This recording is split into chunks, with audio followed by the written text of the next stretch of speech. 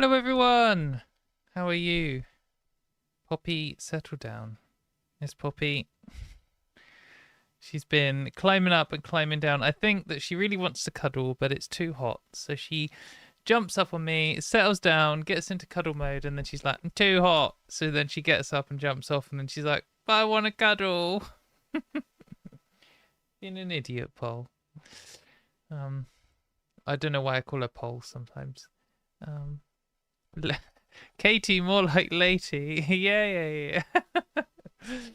So, I probably said before, I have a real job as well, and I finish my real job, and then I have to, in this case, buy and cook dinner, and then I also had some other stuff to sort out, and then I have to do makeup, and then I also have to plan the whole week's worth of stuff that we're going to be talking about. And today that just took 11 minutes longer than it should have. So you'll just have to deal with it. But yeah, thanks everyone for turning up. How are you doing? I hope you're all well. It's been I guess an up and down week in terms of trans rights stuff. It's been okay, I guess. We've got some things to talk about. We've got a few funny things to talk about that we're kind of going to be laughing at how ridiculous the world is. Just going to switch my headphones around to the other side.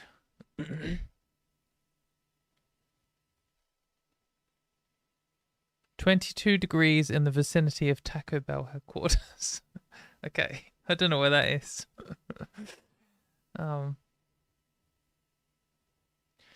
it's not actually that hot in the UK, or it's not that hot where I am today. It's a bit humid, but it's not as hot as it was.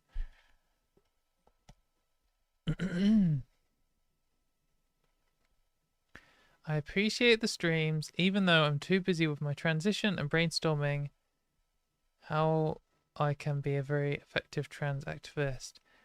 Yeah, if you've got major transition things going on, or milestones, or it's early in your transition or whatever, just make sure you take some time for yourself, not just to achieve those goals, but also to enjoy having achieved them.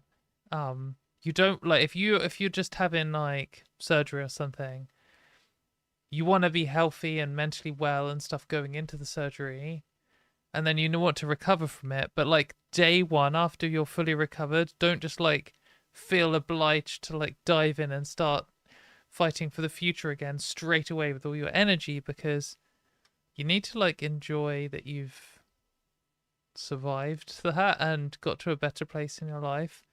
Spend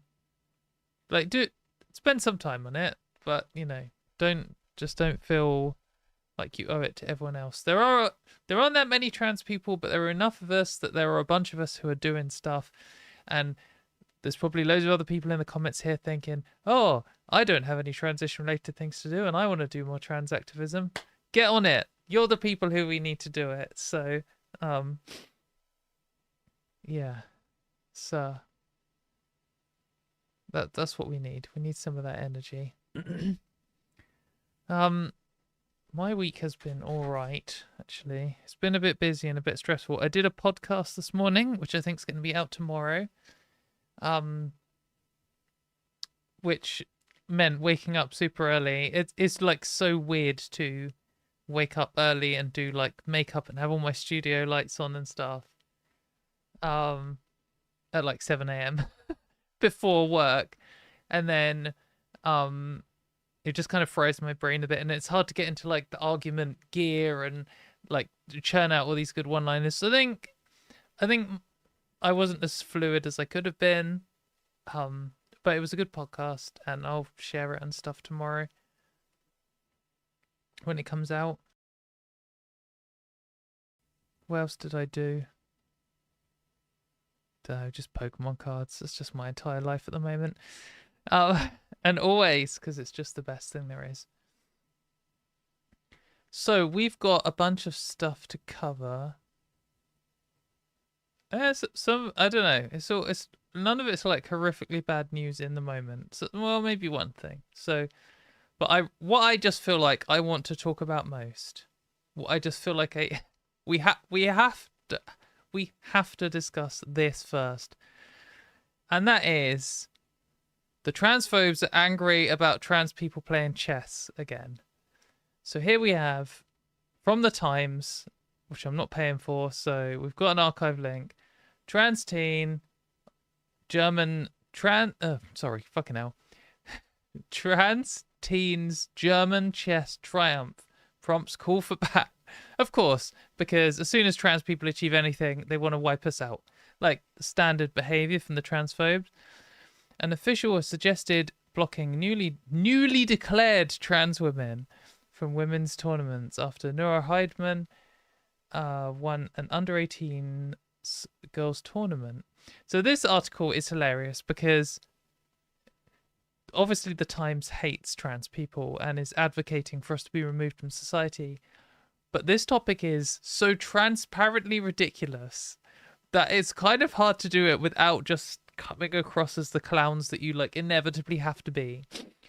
There's a few good lines in this article. So yeah, just to be clear, they are literally going to make the argument that trans women and girls should be banned from women's and girls chess tournaments because something biological advantage, which is misogynistic and ridiculous and just like trivially false. A trans teenager has caused upset in German chess circles. One thing to note about the British media is they always say things like pushback against something, or people are saying, or upset caused, or outrage after, and it's like, from who? They write it as if it's like the mainstream consensus position, but usually it's like, you know, like condemnation after something. It's like, by who? Oh, it's by Mayor Forstater. Oh, it's by Helen Joyce. Oh, it's by Graham Linehan. Okay, it's one of the 3 people you quote in the newspaper all the fucking time. Right, anyway, so causing upset in German chess circles makes it sound like there's chaos in the German world. I don't know, I'm not part of the German chess circles, but this is the Times, so they're probably lying or exaggerating. By winning a girls' tournament, prompting calls for tougher rules, even in a sedentary sport that relies on brain power. So they're saying it out loud straight away. What does tougher rules mean when it's a sport that relies on brain power? Like, what could you be implying here other than you think women are intellectually inferior to men?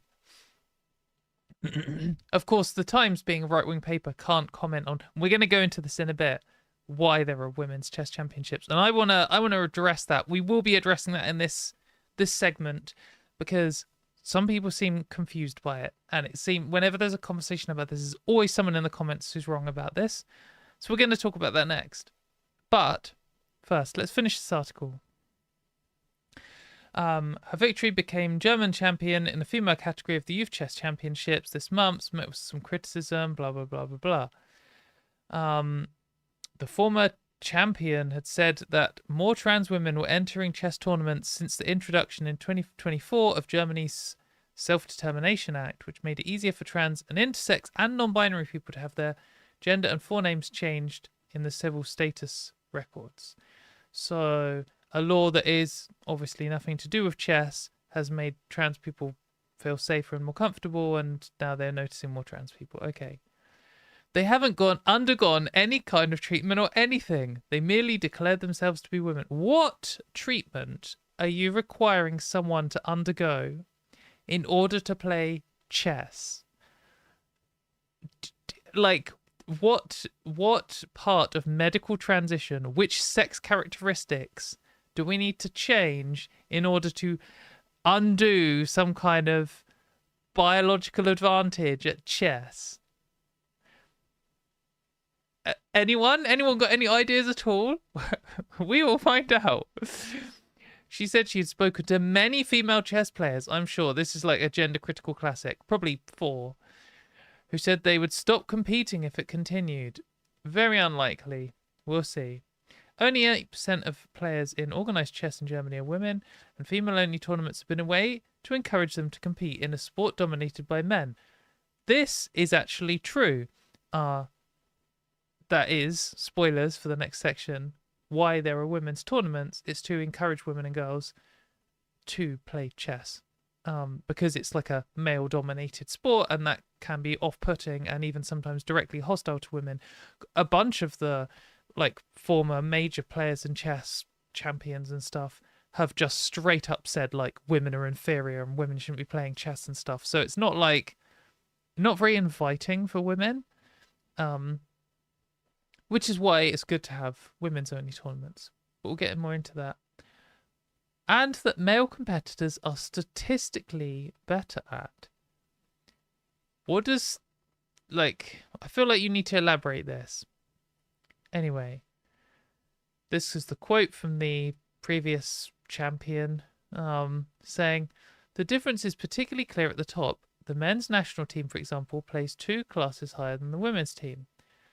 The reasons for this were not fully known, not been researched enough. She said maybe it's because puberty starts earlier in girls, or because girls, unlike many chess-loving boys, don't have chess in their minds, but are more focused on school.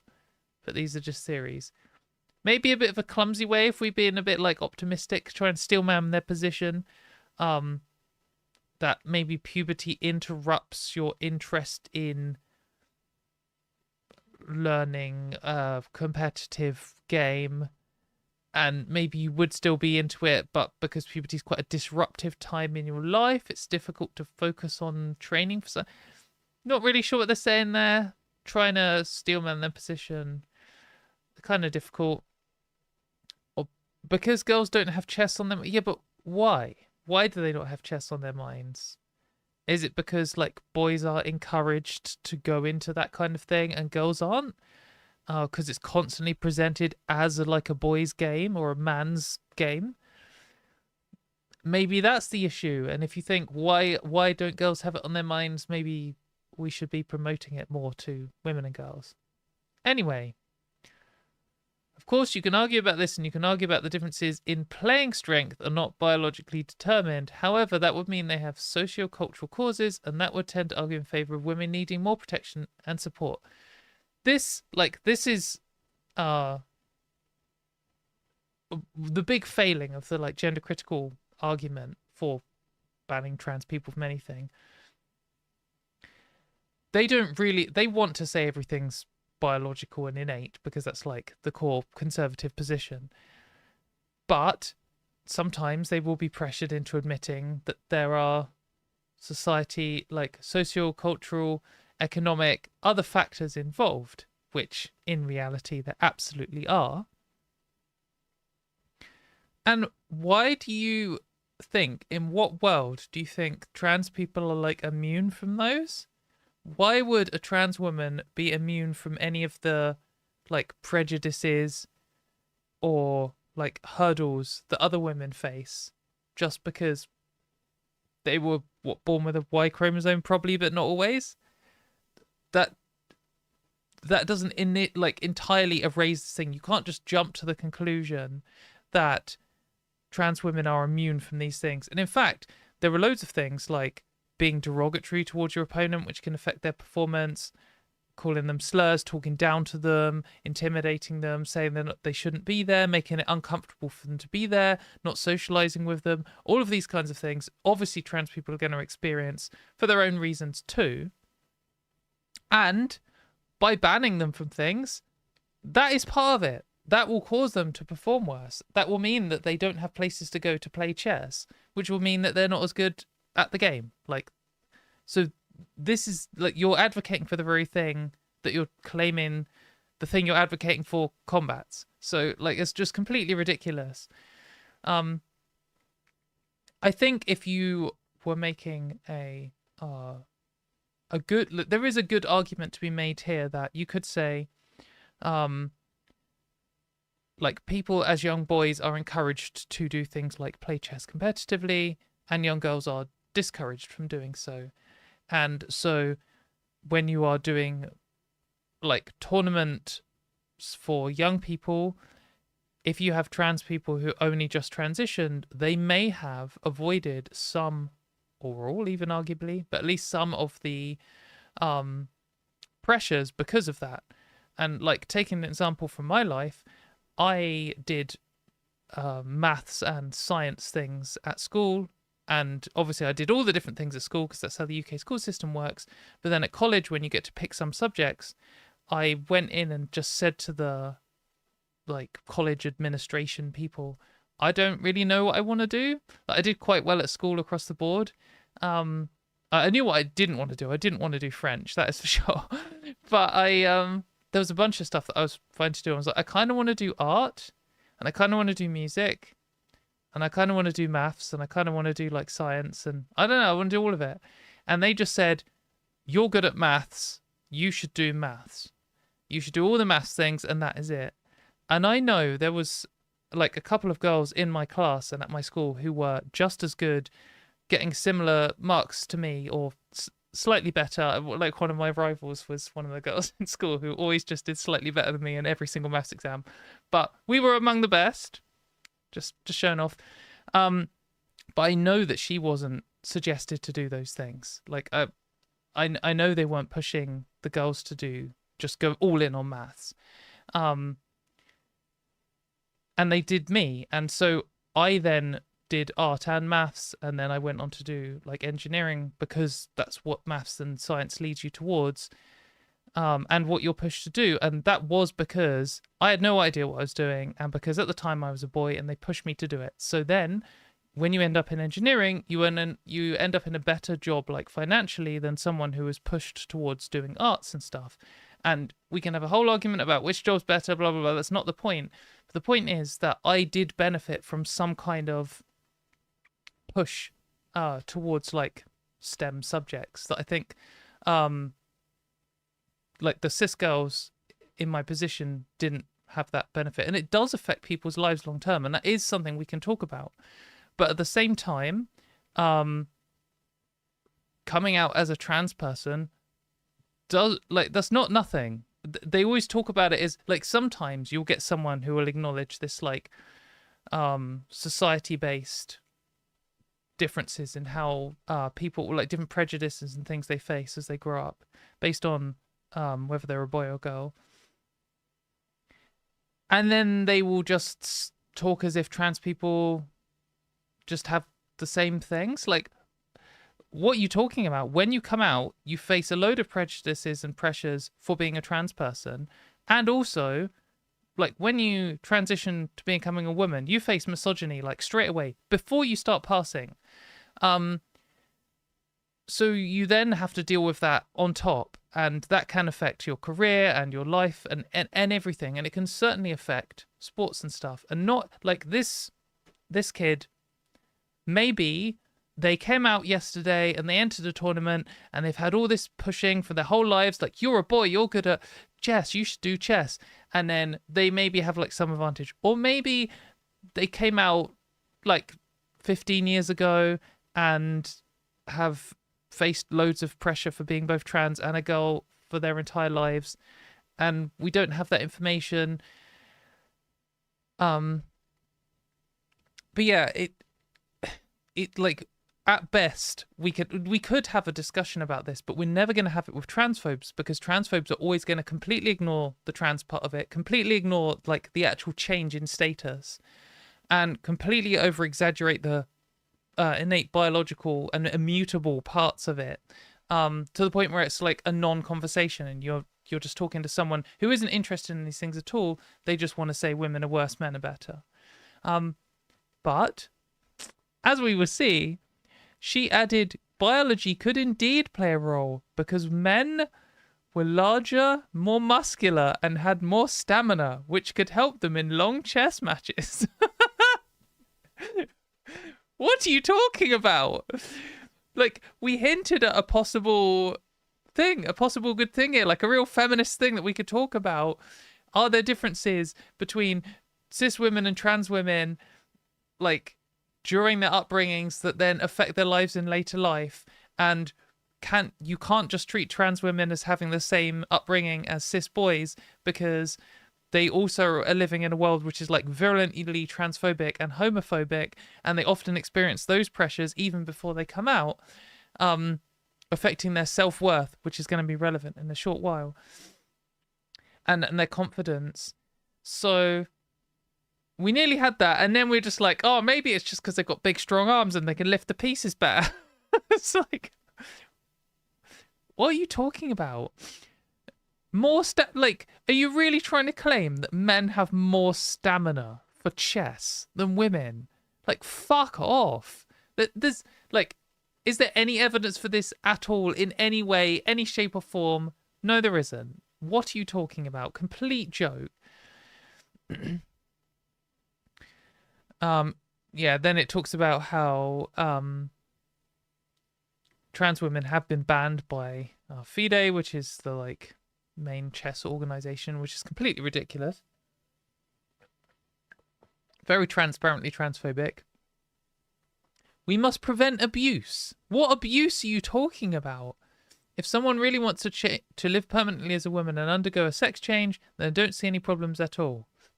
But we should prevent men from changing their gender just to win a title or get attractive prize money advertised for women. And where's this come from? Do you have a single example ever in the history of humankind of someone changing their legal sex in order to win a chess tournament? No. What the fuck are you talking about? Absolutely ridiculous.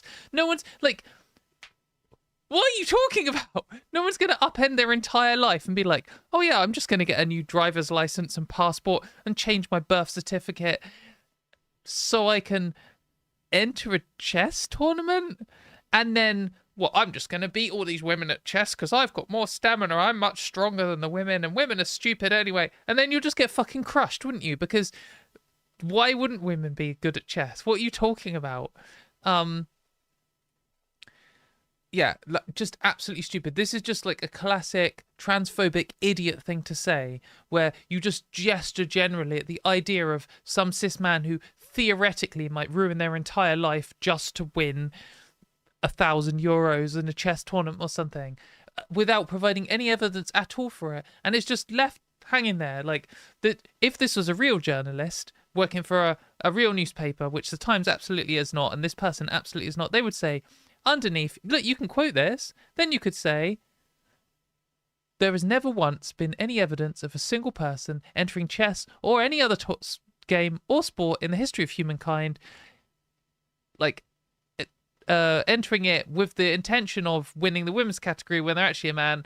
Like, ridiculous. Completely should be laughed out of the room, that accusation. I don't know where this newly declared phrase has come from. She suggested blocking newly declared trans women from playing in women's tournaments for a year. What? Like, why? That's just completely arbitrary, isn't it? And what does declared mean? Like, if someone's been, I mean, I guess they mean someone who came out recently. But how do you know when they came out? Like, when I started coming out and when I finished coming out was like over a year apart. And so to some of my friends, I'd been out for over a year. And to my work, I came out yesterday. And that's because it's not like one thing. How would you even mark this? How would you prove it? For what reason? Like, do you think that if you live in a world where you think someone is changing sex in order to win a chess tournament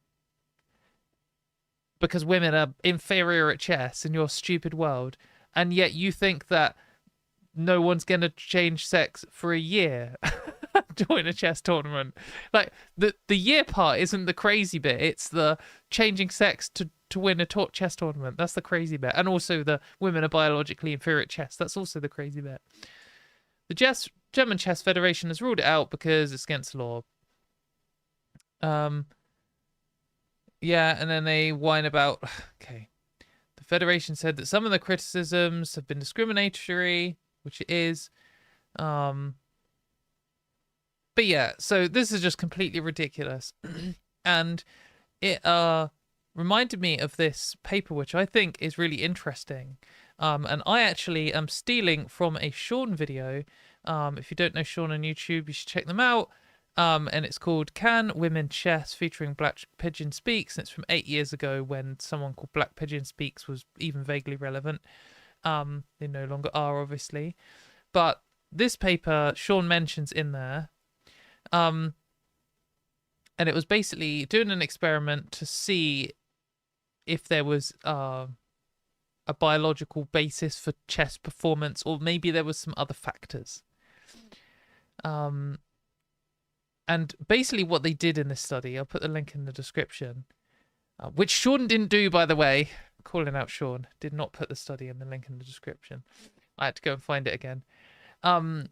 They had women and men play each other at chess anonymously, so like over the internet, and they told the women that they were playing against women or against men, but they were always playing against men. And they paired people up into presumably the same ELO rating or similar players, so that they would win about half and half if they were equally matched. And when they told women they were playing against men, they performed worse. And if they told them playing against women, they performed better. So that when they were told, like really significantly, so when they were told they were playing against other women, they won about half the time, which is what you would expect. And when they were told they're playing against men, they only won a quarter of the time. So there's obviously some factor in here, and the study like suggests that so they say here, for example, our findings suggest that women show lower chess-specific self-esteem and weaker promotion focus, which are predictive of poorer chess performance. Whatever that specifically means in the chess world. But I do think that like confidence and how you view going into something really do affect your performance in games. And I can say that from personal experience, not having played chess, but in competitive Pokemon cards, when I get paired up against someone I don't know, like you get a little notification on your phone. It says like who you're going to play in the next round, and you walk over and you say hello to them. If it's someone I've heard of, I'm like, oh God, I'm not going to beat this person. Oh, and I just play worse. I can feel myself doing it. And when I play against someone I don't know, I'm just like, oh, I'll just do my best, see what happens. And yeah, so like that definitely affects how you see things. One time actually, I got paired into someone and I beat them. I was just like, okay, that was a good game. It was quite close, but I won. And I got back to my like little friend group, and everyone was like, "Did you just get paired into this guy?" I was like, "Yeah." And it turns out he was world champion in the seniors division like 2 years ago, and he had moved up to the masters division. So that's my little flex there. Biggest upset for him of all time, according to some website. Anyway, completely irrelevant. So the reason I wanted to bring this up is because whenever you see this, like a while ago when they banned trans women from playing chess in some situation, it was all news. And then it's going to be again now, it's the news. And then in the comments underneath, you always see a bunch of people who are trying to be supportive of trans people and say things like, why do we need women's and men's chess leagues anyway? This is ridiculous. They should all just be gender neutral. And I get where you're coming from. You're thinking, why do we segregate this arbitrarily? We shouldn't. And that feeling is correct. But we don't have women's and men's chess leagues. We have open chess league. And I'm not a chess player, by the way. But we, as humans, we have created, in general, open chess leagues, which is anyone can play, and then specific women's chess leagues, which are there so that women can not suffer from whatever this study is talking from, chess-specific self-esteem issues, but also so they can feel more welcomed and invited to the game, and so that they're not around misogynistic boys club style attitudes. And it does make a big difference. And I can say that from playing Pokemon cards. When you're in a situation where it's just all men and boys, it's just not as welcoming, and that's like, they're not always trying to do that on purpose. I'm not like saying all men are a problem or anything, but when there are other women there, it's just so much more welcoming and easy to get on with, and it feels more inviting. And I think most of the women watching will have some idea of what I'm talking about. And I think that would probably be true for men if it was the other way around. If you're trying to go and do like a female-dominated sport or something, it's probably nice that there are other men there, and it isn't just all women. And it is fine. Like I'm not saying I won't play games unless there are other women there. Like sometimes I go to small tournaments, and in the past I have been like the only woman there, and that's fine. I make friends. It's a good time still, but it's just, you know, slightly different.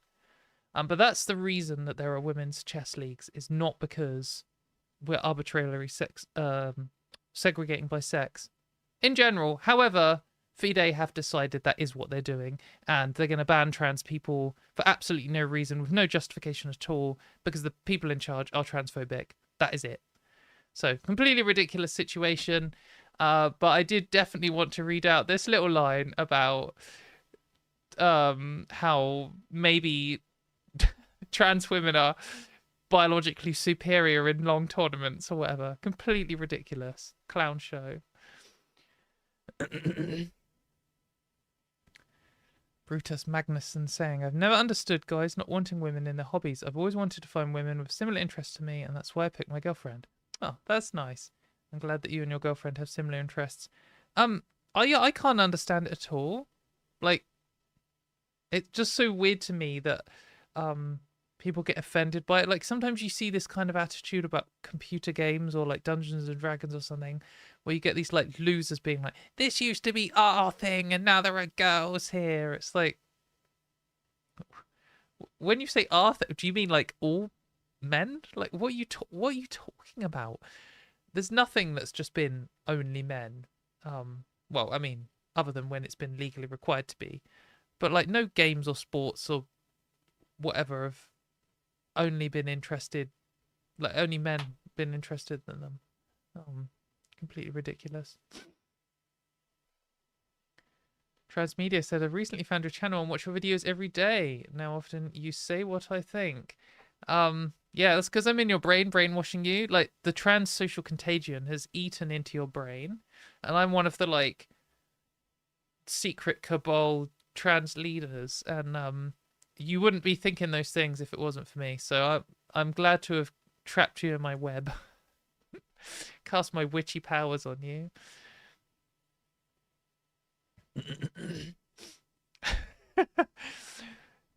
I'm sexually attracted to myself as a female chess player. If you don't know what AGP means, you will not understand that comment at all, but that is a real thing that some transphobic people really believe might be a true statement from some people. I don't think it is. Maybe there's someone somewhere in the world who's got that as a view of themselves, but I doubt it. Anyway, let's move on to the next thing. So, should we keep on the theme of laughing at ridiculous gender criticals?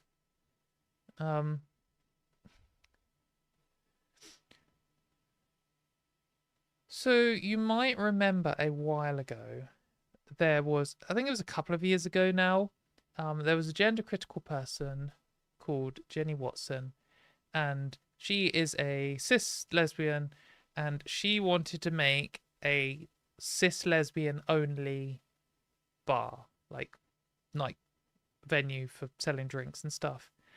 And I thought she did a crowdfunder, but it was in like, she only mentioned it on Twitter, and suddenly it was in the news, like, you know, defending female spaces, all this kind of rubbish. And she said she was going to open a bar, and finally, after what, years of planning, I presume, it came to fruition. And here it is. Unfortunately, this is a screenshot. She seems to have deleted this tweet, but there are other tweets about it. She says, today we make history.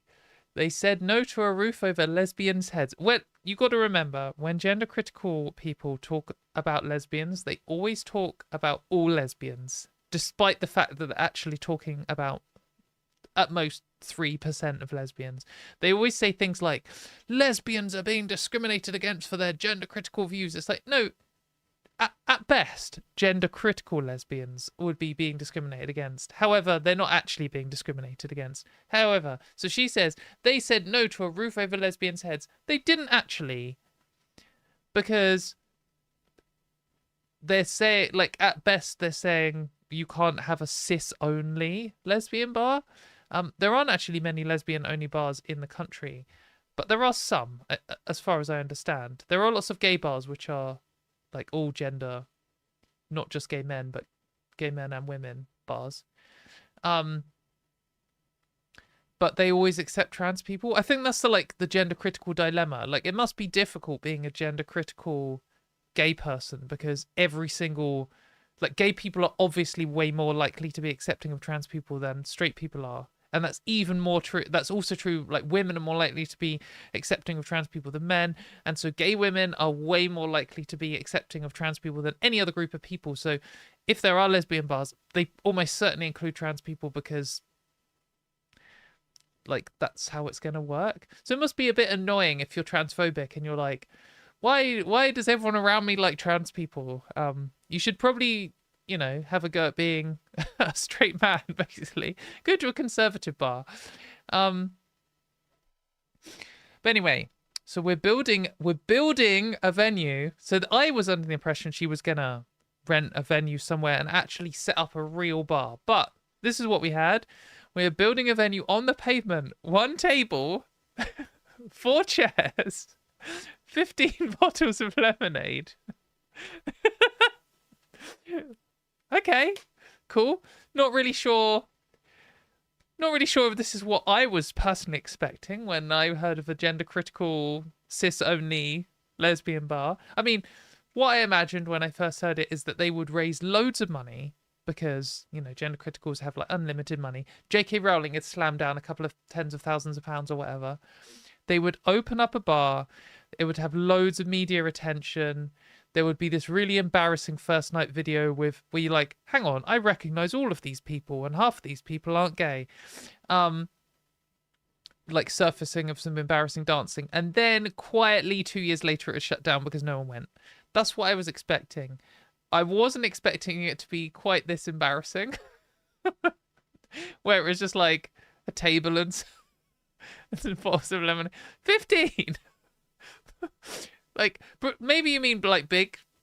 Would you just mean like 2-liter bottles of lemon? Not even like fancy, like posh London person bottles of lemonade. Maybe you just have 15 single serving bottles of lemonade. I don't know what's worse, to be honest. I don't know what's more embarrassing.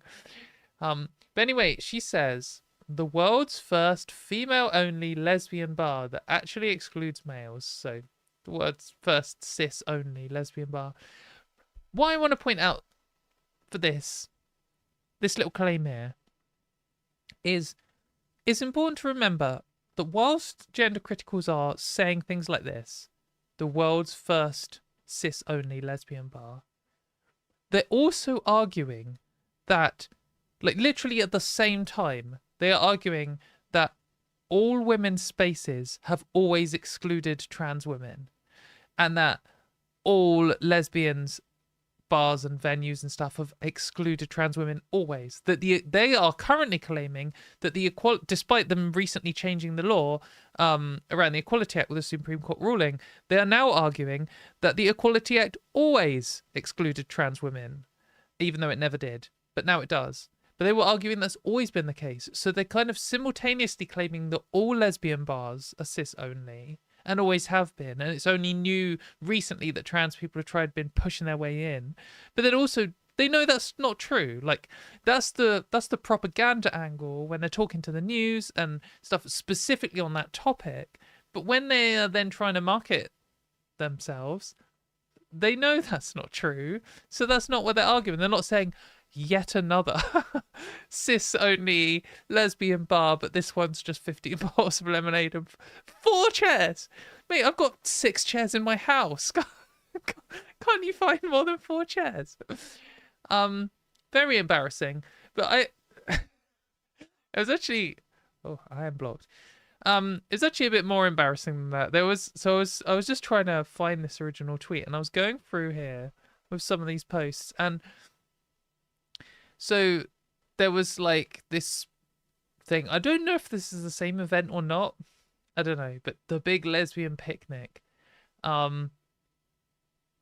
debating men. I don't know. But they had, where was this thing that I was looking at? Maybe that was a different thing. Hang on. Oh no, it's this other one. Oh, I've got to scroll down left. No, okay, it is the pavement bar. Okay, So there's these adverts for this pavement bar. So this is one of the early adverts, and I was just like scrolling through and seeing these change over time. She says, "They blocked our lesbian venue, so we built a bar on the pavement. Pavement bar, the world's only licensed, female only," like too many uses of the word only here. The world's only licensed, female only lesbian bar.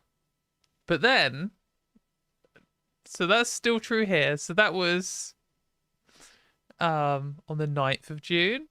And then on the 10th of June, that was also true. And then we got the advert here on the 13th of June. Changed a little bit. "They blocked our lesbian venue, so we built a bar on the pavement. The world's only female-only lesbian bar, brackets, bring your own booze because they revoked our permission 3 days before the event." So this is like the culmination of years of planning. I don't know.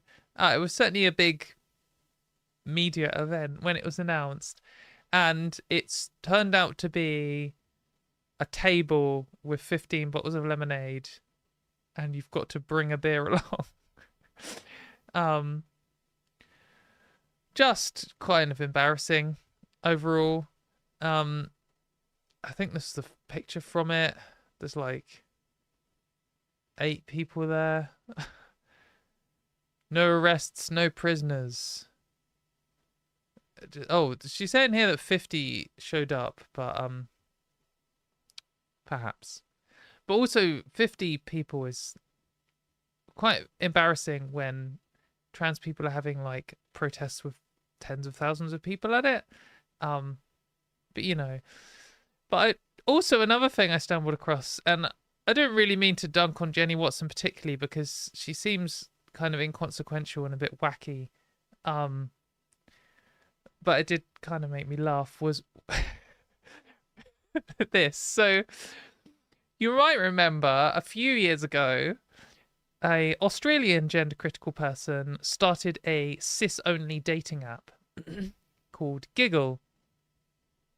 And they started this app, and then they implemented like face scanning technology to decide whether you're a man or a woman, which obviously didn't exclude trans women and blocked a bunch of cis women, and it even let some like cis men in, because you'll never get like, when will they get into their minds they can't always tell who is trans or not? Like that, this is a problem with these like ridiculous hate movements, is when they believe they're in propaganda, it's all going to fall apart. If you base your technology on always being able to tell who's a man or a woman in your eyes, always being able to tell who's trans or not, well, it's not going to work, is it? Because you know you can't do that.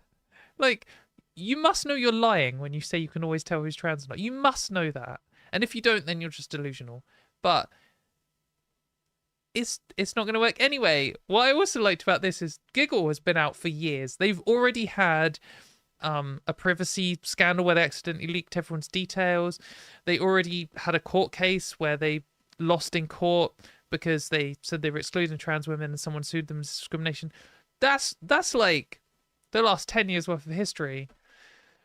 But then Jenny Watson come out with, last year we launched the first female-only lesbian app. Like, I mean, aren't you stepping on some toes here?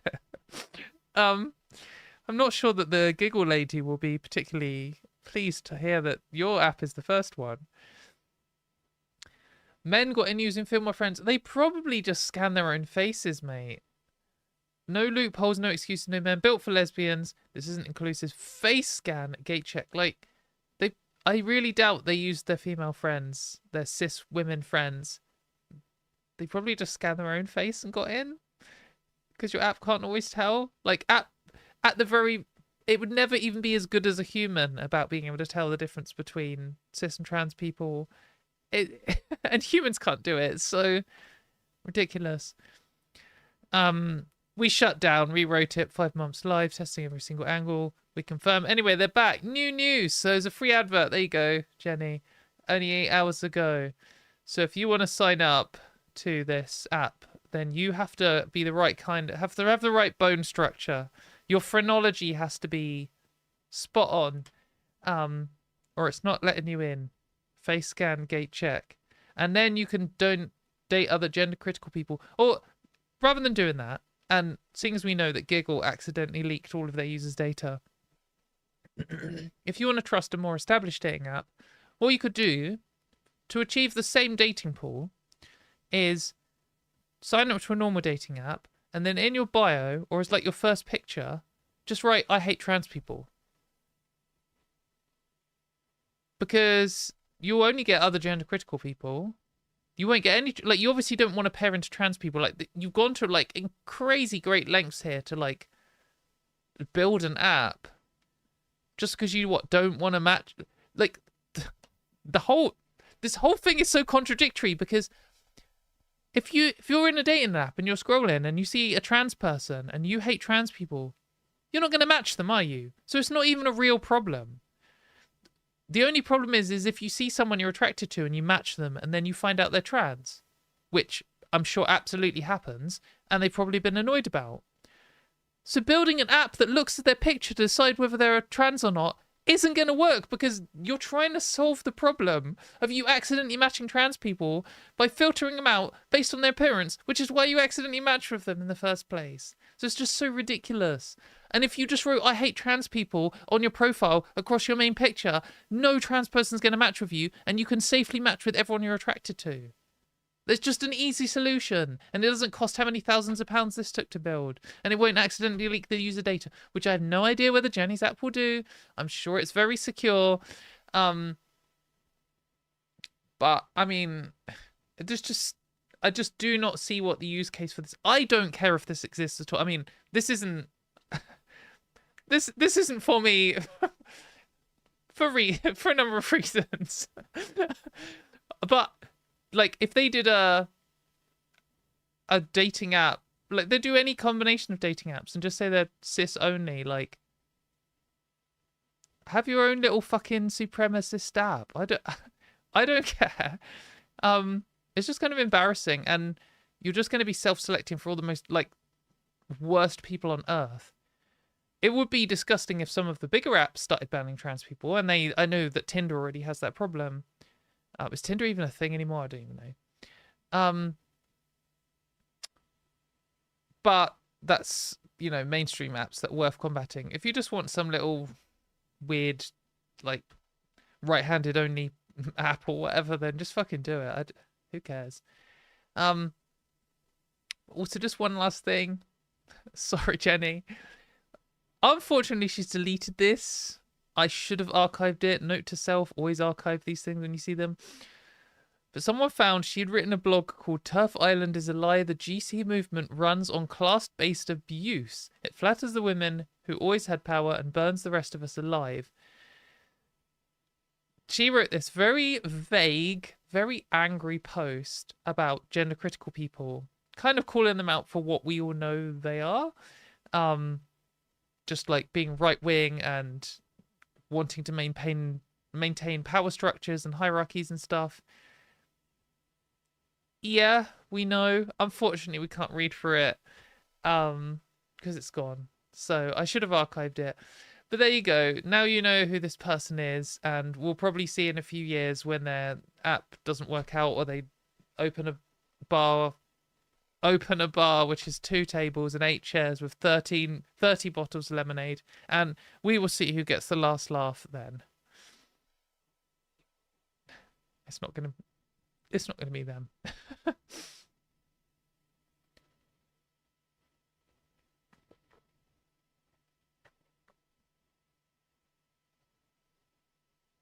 Am I wrong in thinking this doesn't seem to be an issue for gay men?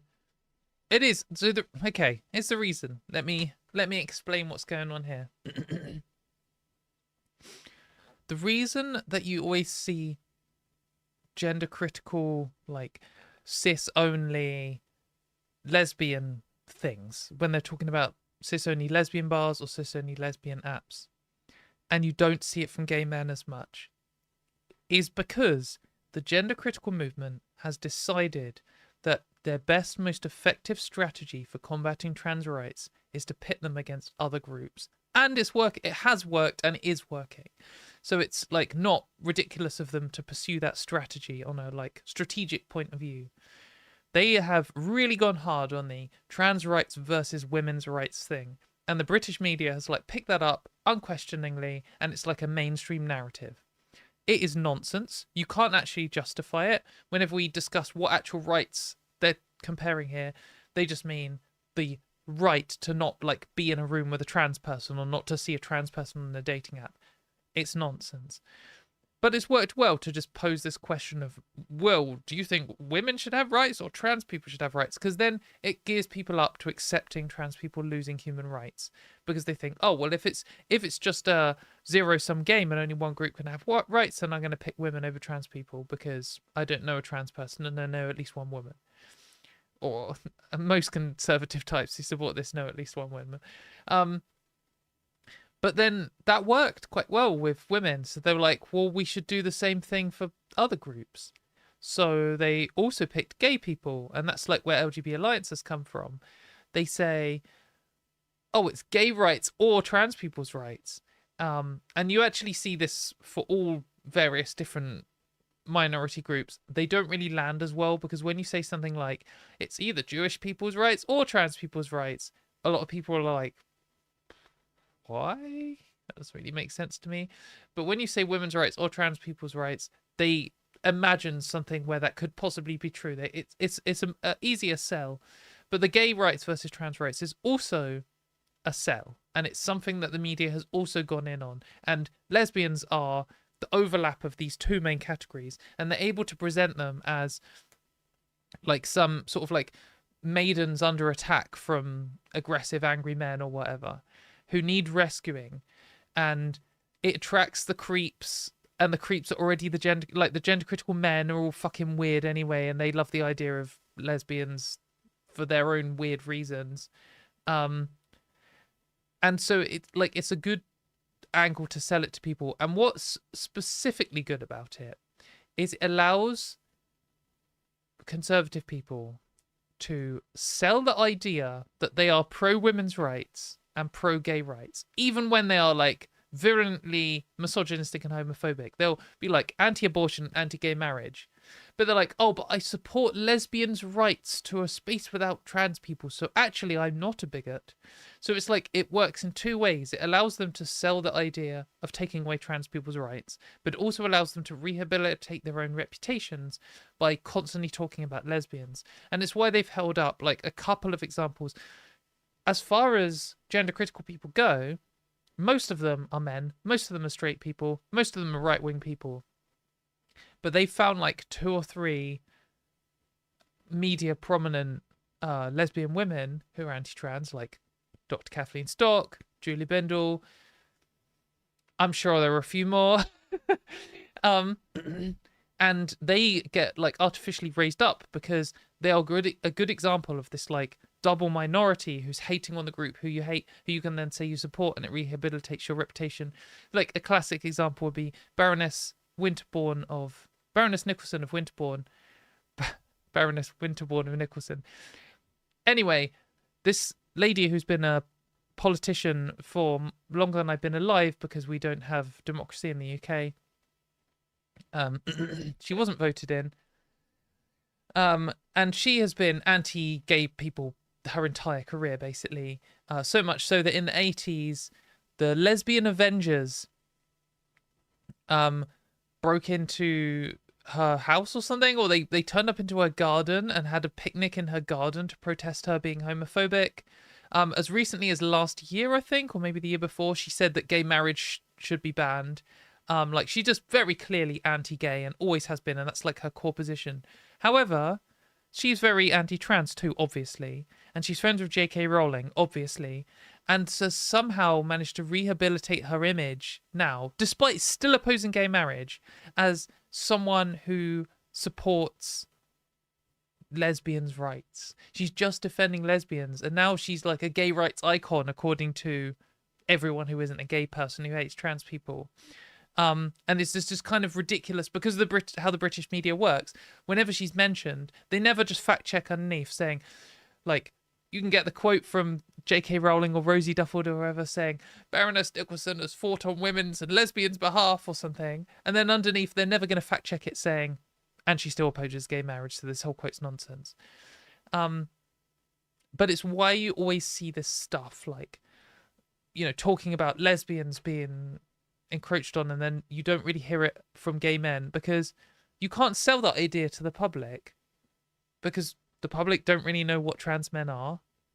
They don't, this idea of men under threat doesn't sell. Like, it's, won't somebody please think of the women and children?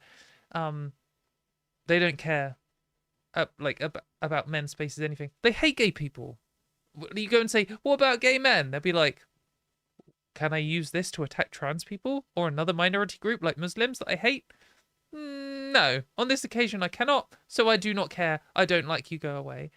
And obviously in all of these cases there's no grassroots support for it. Lesbians on the whole are like the most supportive group of cis people of trans rights. But gay men are like closely behind. I think it's bisexual people and then gay men. But like LGBT people or LGB people are way more likely to support trans people than straight people are. And so you're not going to see this like push to make cis only gay male spaces because the only motivation to push for cis only gay female spaces is from right-wing conservative types who hate lesbians. So, like, because it works as an attack on trans people and rehabilitates their reputation. So without those two like motivations, there's no motivation. So there's probably just like, you know, a handful of transphobic gay men who just go on normal dating apps, and when they match with a trans person and they find out the person's trans, they just say a load of slurs and then that's it, like a normal transphobe would do. Yeah, nonsense. Anyway, that was a sidetrack, but I hope that answers your question. Let's move on to the next thing before I talk forever. This might be relevant. Let's just go straight onto this because this is relevant. Now I'm just going to grab Poppy because she's scratching me. What's the problem, Poppy? Come on, say hello to the camera. She is. She just wants some attention, huh? Just wants some attention. Not even hungry. Just want attention. So a Poppy interlude.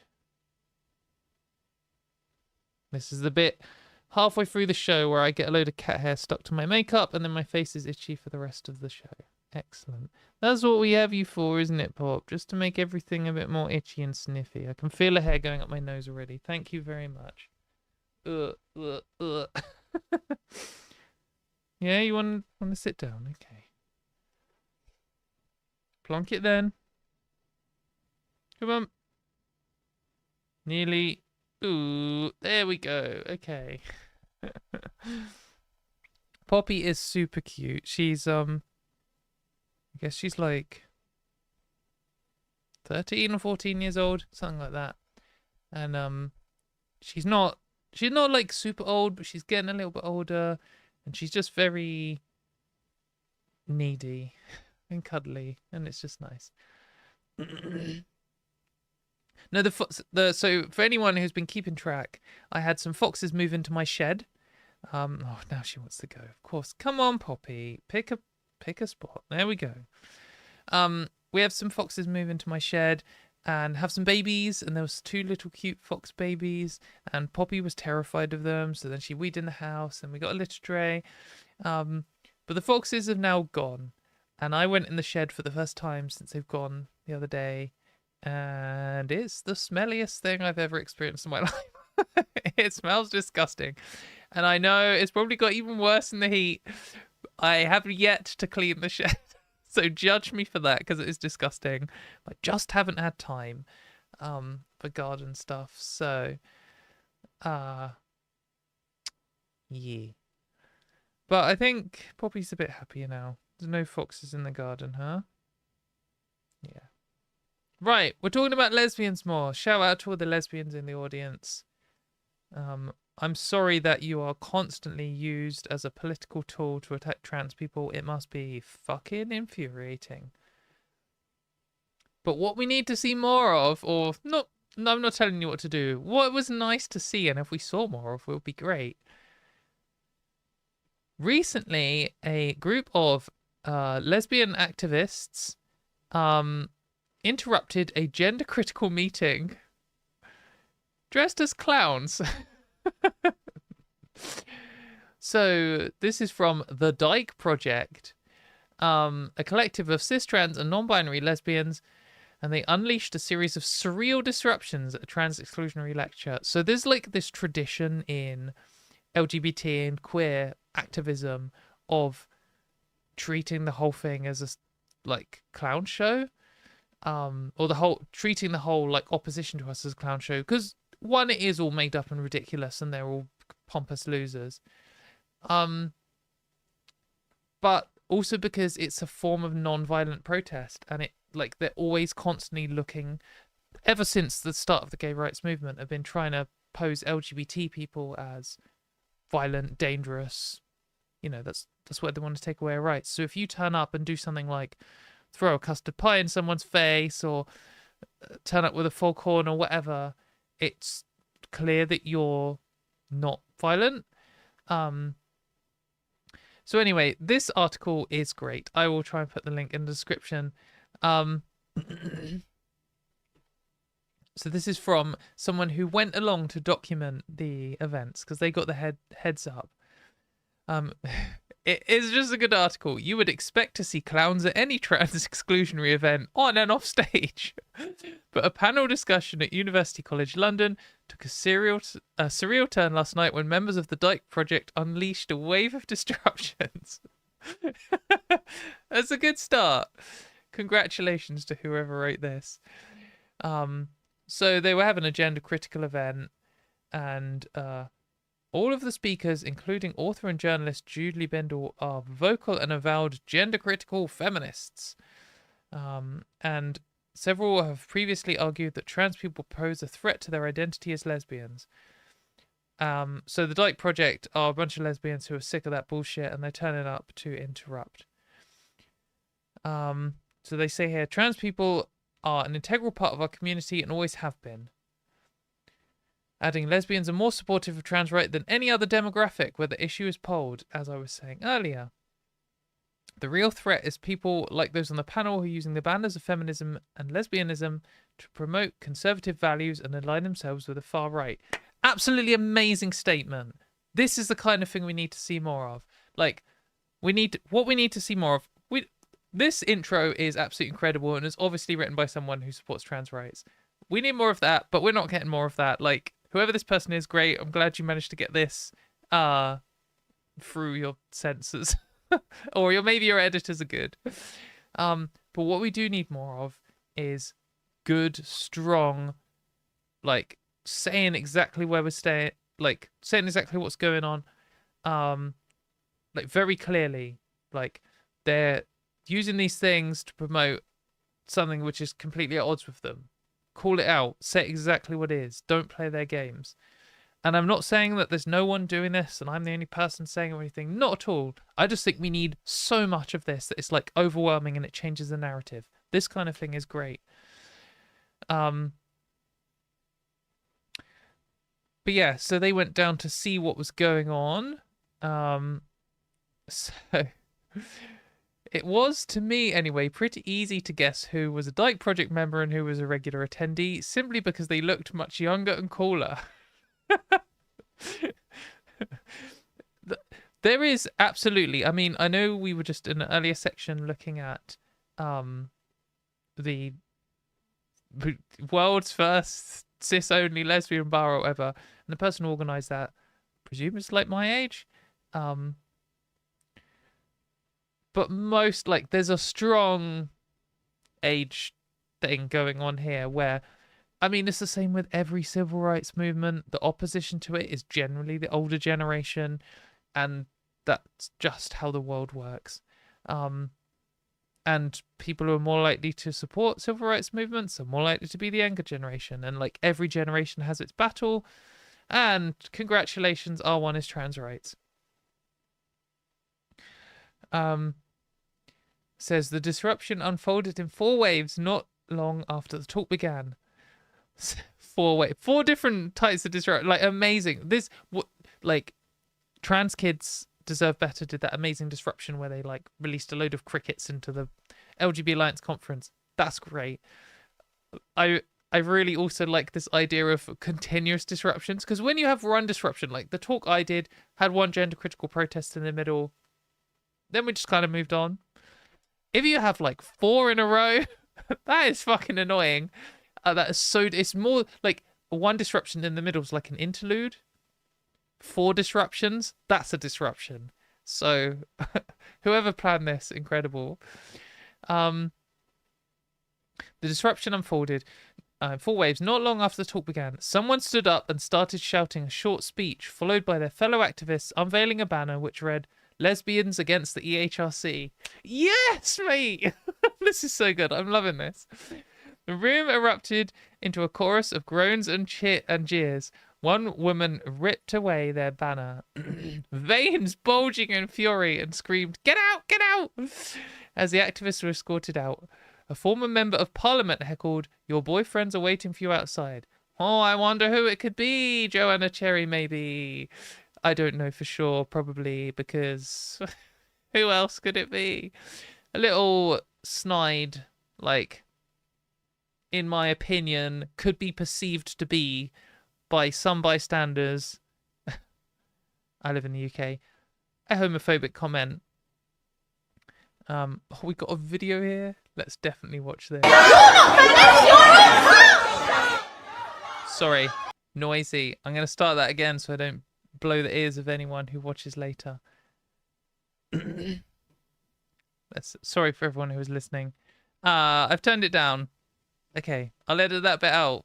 Let's watch this video.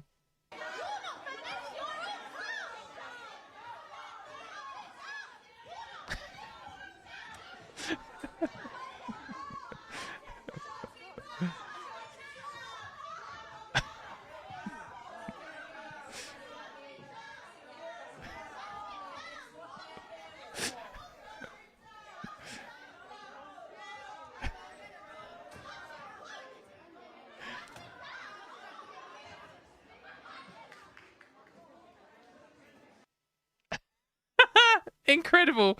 Absolutely loving this lady with the clown nose on. So good. Incredible. So that was one of the disruptions.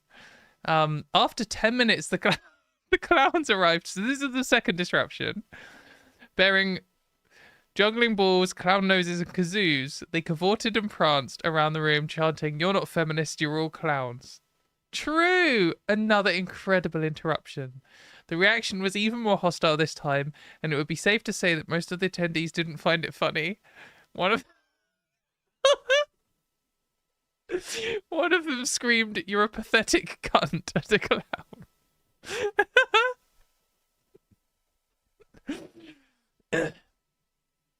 Okay, right. I think generally the gender criticals aren't very good at humor, because all their humor is just about how they're superior to trans people. It's like the classic thing of why right-wing comedy isn't funny. It's because they're punching down and it's not funny. And why left-wing comedy is more funny, because they're punching up. Like a classic. There's a whole debate online. Anyway, this is a good one-liner, okay? As this subsided, the speaker on stage quipped, "Is that what you call a second wave? Hopefully there isn't a third wave."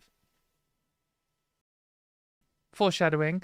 But also, the reason why this is a good quote is because the second wave of feminism is kind of what gender critical tries to latch on to, and the third wave of feminism is kind of what arguably is where like intersectional feminism and trans rights inclusive feminism has come from, although they both have deeper histories than that, and it's a bit more complicated than that.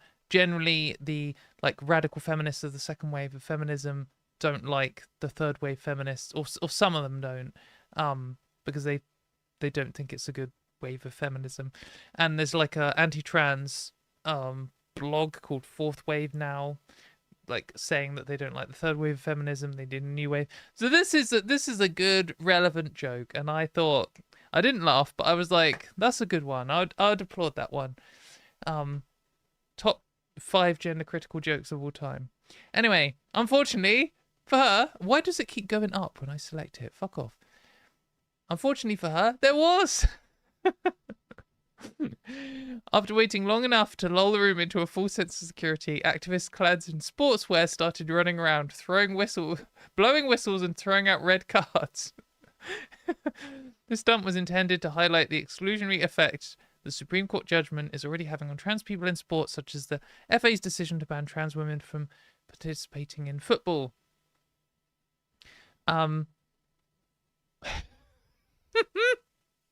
This is so good. Incredible. Just wonder, like, how many of the seats at the end of this were empty? Like, was it like half the people there were people lying in wait with some novelty item? Like, you're part of the whistle team, you're part of the clown team, you're part of the banner team. Like, banner team, go, go, go. Incredible. They must have had so much fun pulling this off. See, protests can be funny and fun as well. And this bit is just incredible. This is like someone scripted this part from like the heavens, have created this thing that's just so ironic. It's incredible. The atmosphere in the room had by now descended into a fog of paranoia. Who could be trusted? One gender-critical woman suggested that everyone in the audience turn to the person next to them and ask what they were doing there, and if they weren't satisfied with the answer, demand they leave. Incredible. Like, are you here to learn about why trans people are subhuman, or are you gonna put on a fucking clown nose? Oh, just amazing. The idea that this is, I just love this idea where they don't know who there is like pro-trans rights or not, and they don't know who they probably all, like, a classic gender critical thing is to say that all women who protest in favor of trans rights are themselves trans, which isn't true. But I can so imagine them thinking all of these women who have been kicked out are actually trans women.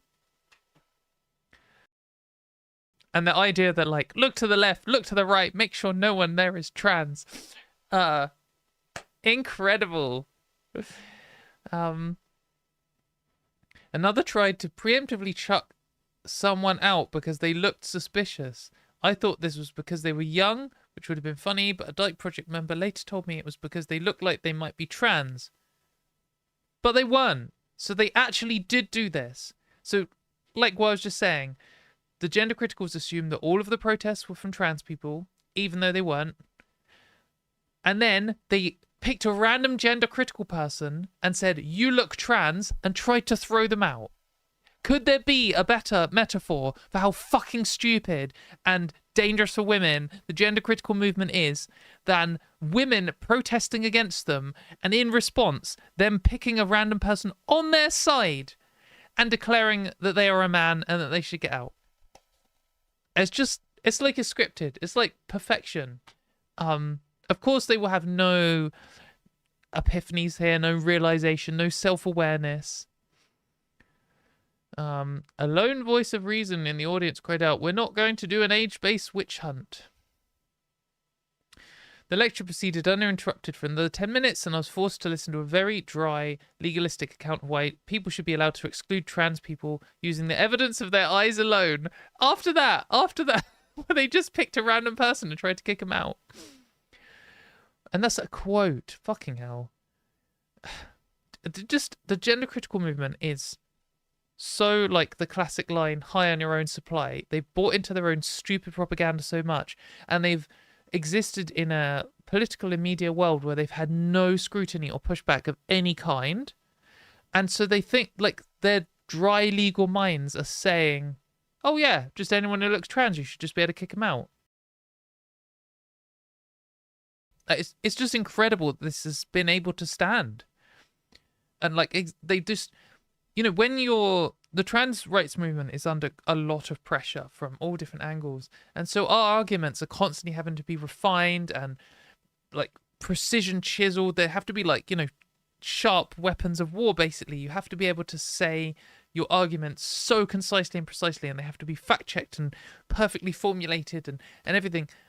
It's like the strongest form of survival of the fittest in terms of arguments, the gender criticals don't have any pressure at all, because it doesn't matter what they say.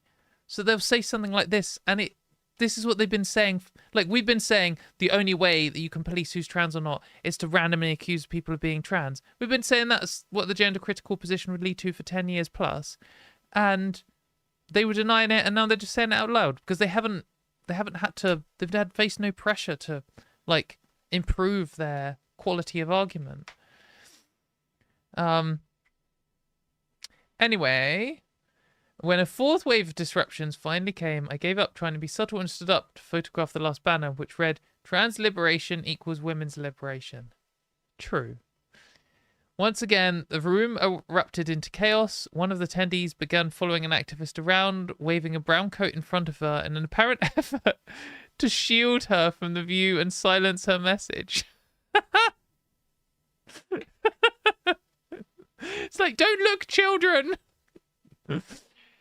Loads of gender critical people in the room were snapping away and filming the events as they unfolded, but one woman got up in my face and started shouting at me, "Stop taking photos of her," despite the fact my camera wasn't pointing in her direction, and, as an organizer later confirmed to me, there was no policy against photography. A security guard pushed me aside and wouldn't let me back in to get my bag, simply because I was doing my job and exercising my democratic rights as a member of the press, spluttering, "I'm a journalist," is so goated. Or millennial or younger reveal. When getting thrown out of an evil event is the vibe. This is more than just a panel discussion for us, explaining why the Dyke Project chose to target this particular event. We want to disrupt it because it's a symbol of the threat which these people in power have. Their biological essentialist values and gender rigidity will roll back hard-won feminist victories, from abortion access to queer rights. One of the scheduled speakers was Akira Reindorf, who we've recently covered on this channel. She's the one who said that she works for the EHRC and she wants to make it to change the law so that trans-inclusive organizations are impossible. She is a full-on anti-trans extremist. She also threatened to sue people for describing her positions. So we'll see.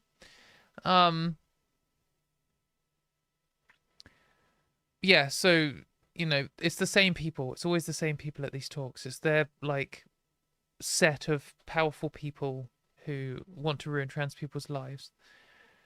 The idea that the EHRC is a neutral is neutral is a fallacy, and I think this event proves that.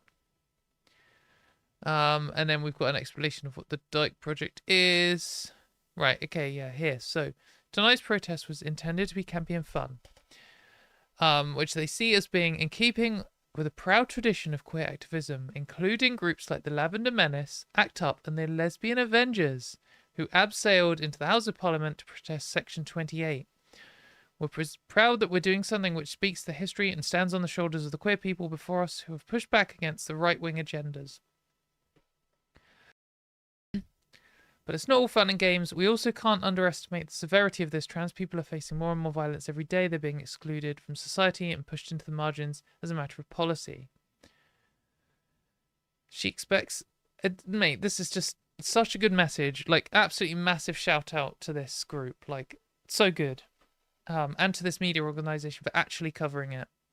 She expects the women appearing in today's panel will complain about being silenced, but she rejects the narrative. The reality is they have immense power and influence, and in contrast, not a single trans person was consulted in the Supreme Court judgment.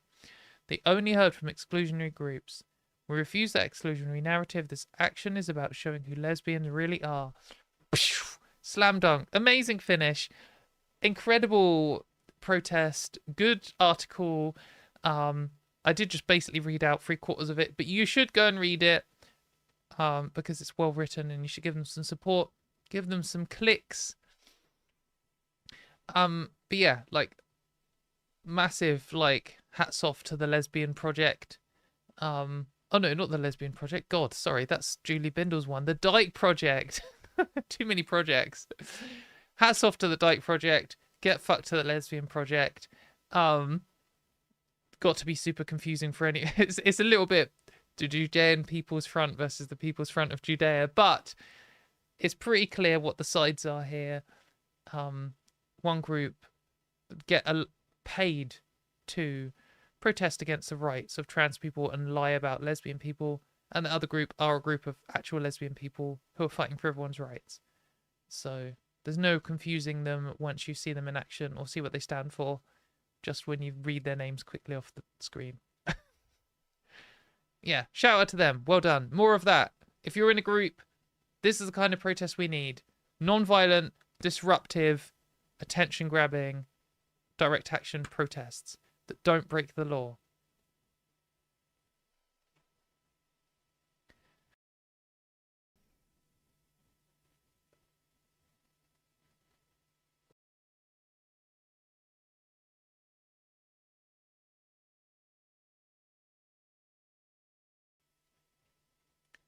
I don't know if stink bombs are illegal or not, so I'm not going to comment on that at all.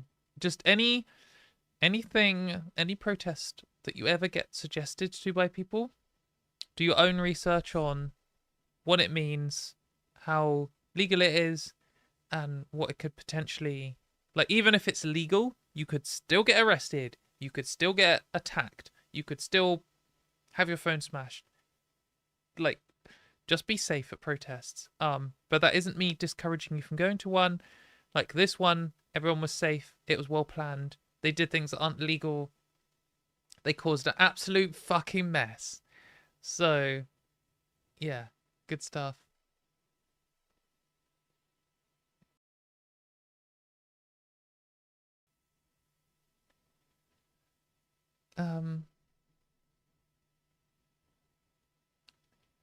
Right. Let's talk about the next thing. That's all the fun ones out the way. I should have saved some of them, but sorry, we've done all the fun stuff. And I've talked about it for ages, so now we've got to slam through these other ones. So I saw this today, and I do want to discuss it. This isn't a scoop breaking news item. This is more of a discussion of what is going on and what might happen. I don't want to cause any panic here. I'm not saying that trans people are banned from donating blood in the UK. That does not seem to be the case. However, that doesn't mean that won't be the case at one point. Who knows? But here we have someone on Blue Sky, Jessica Smith, who is describing her update from trying to give blood. So she's been talking to the NHS Blood and Transplant Organisation. She says, the nurse and the clinical team have spoken to the sex assigned at birth team, whatever the hell that is, and been told there's no clinical risk to trans women because they are using the male donation interval and male reference ranges. This means it's very unlikely that trans women will be able to donate as they would fail the test due to lower hemoglobin recovery rates. So, when you give blood, you can't give blood all the time. You can't do it every single hour. You can't do it every single day. There are time intervals at which they give you in order to recover your... in order to grow back your blood, basically. And here she's saying there are hemoglobin recovery rates. And they're different for men and women. And according to this person... I trust what Jessica's saying, but according to the person she spoke to, they are using the male donation intervals, which isn't going to work for any trans women who have medically transitioned, because things like hemoglobin levels, like blood is such a good example of a biological part of you which has sexual dimorphism, as in it's typically different between men and women, but potentially with overlapping ranges. It is not a strict binary, but there are general differences generally in the populations of men and women. And it is something which changes when you change sex.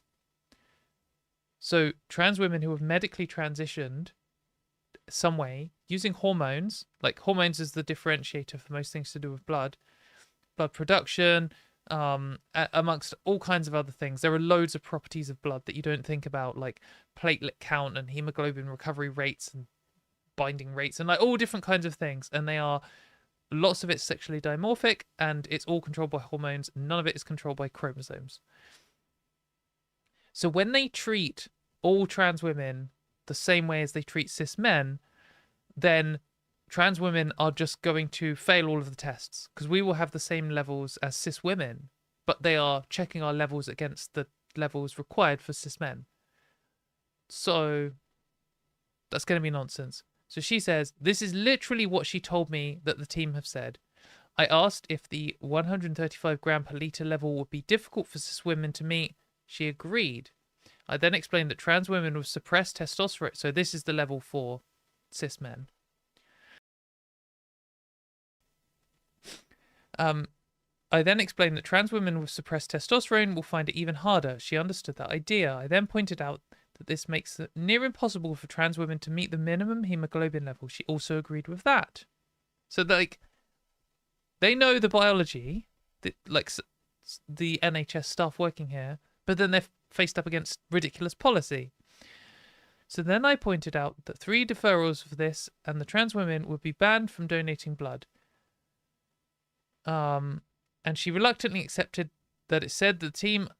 She reluctantly accepted it and said that the team are still working on the guidelines and aware that they aren't finished and aren't ideal. I asked her if this doesn't constitute as a stealth ban on trans women donating blood, and she just repeated that this is for the safety of the people receiving the blood, which is also nonsense, by the way. That's obviously just a line that she's been fed to say. I then went on to ask about the team that made this decision and if they had any trans representation or even input from a trans specialist endocrinologist. She couldn't confirm it, but said she thought there should be more stakeholder engagement. That obviously isn't. Like, come on. I then raised the NHSBT website probably needs updating to explain what the guidance actually is. I thought I had it up, but it's very vague. I did find it. Oh, yeah, here it is.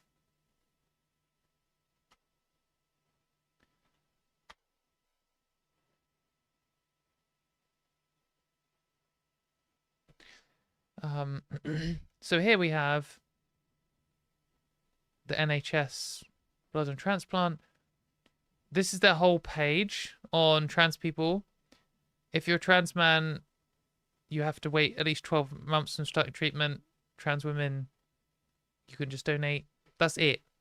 But obviously there are potentially, by the sounds of things, secret extra requirements, which are they are comparing trans women to cis men's levels, which is we're not going to meet. So that is effectively a ban on trans women donating blood, which is bad for everyone because there isn't enough blood. They always need more blood donations. As it will leave trans women a mix of despondency, worried and angry. She accepts that it wasn't ideal. I also asked about nurses on site telling trans women were perfectly healthy, but below requirement for the males, hemoglobin levels to go to their GP because of anemia. So yeah, if they're comparing you to the male levels, then when you come back with female levels for all of the different things they test in your blood, it's going to look wrong and they're going to flag it up with your GP, which is terrible because then your levels are actually fine and you're causing unnecessary worry and wasting the doctor's time. She explained that they were just rigidly following procedures and there probably should be more communication. Yeah, exactly. This is what happens when you have procedures in place that treat trans women as men and trans men as women. In terms of biology, it is going to be factually wrong because that isn't how biology works. Like, this is just where gender critical anti-trans ideology just butts up with the reality of human bodies and science. That isn't how the world works. Medical transition, sex change, actually changes your actual biology and causes you to move from one sexually dimorphic pole on a bimodal distribution to the other one. That is just how your body works. That is how human bodies work. That is how most bodies work. Or most mammal bodies work, anyway. To summarise, this is more or less a stealth ban on trans women donating blood in the UK as they don't meet male requirements. I suspect this is unintentional with no malice. I'll be interested if this count as direct discrimination under the Equality Act. And then she says, as a follow-up, I did some more research, which I've outlined here. I found the source of this confusion, and the end result seems to be that a subset of trans women are at risk if they donate. But also this is talking, like, focusing on trans women, and I don't like fault. I'm not sure if Jess is a trans woman or not, and I'm not gonna. I don't know. Maybe she says it on here. She has a trans flag, possibly, but I don't fault her for focusing on trans women. She is a woman and anything. But what I'm saying is trans men are also potentially affected here. The other way round, where if they're being compared to female levels and they have male levels of everything, then they will be way higher than everything. And maybe that isn't an issue for the people taking the blood. But if a trans man is meant to have male levels of hemoglobin recovery rate and various other things,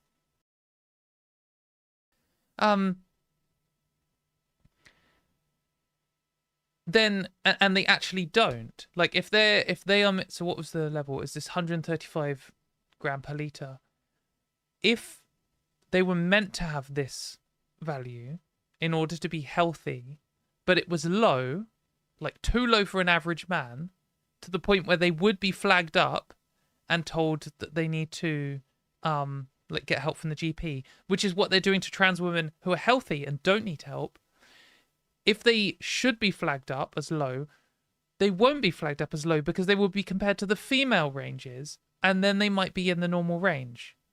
So this could be endangering trans men's lives. And this is like the classic. This is an example not only of where biology just does not agree with anti-trans ideology, but this is the classic, isn't it? They have made some clumsy bullshit policy which arguably harms trans women and is anti-trans women, and that's who they're focusing on, and in reality harms everyone else in the process of doing it. Like, everyone loses when trans women can't donate blood because we want more blood donations, but also quietly in the background is an actual physical danger to trans men. Like, that's just classic. Like, I feel like every single anti-trans thing follows this pattern.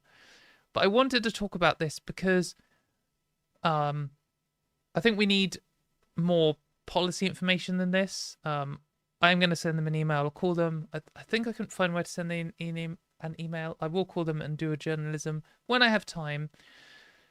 I haven't done that yet, so I can't comment and say this is what they're doing, this is what their policy is. However, what I can say is if they are actually, by like routine procedure, comparing trans people to their birth sex rather than their actual sex, that is biologically wrong and potentially medically dangerous. So they shouldn't be doing that, and we need to push back against it. And I think this is a good example. I think this is something where we should push really hard on it. And it's because it is a very like unambiguous place in which medical transition changes you from like one group to the other, like quite clearly.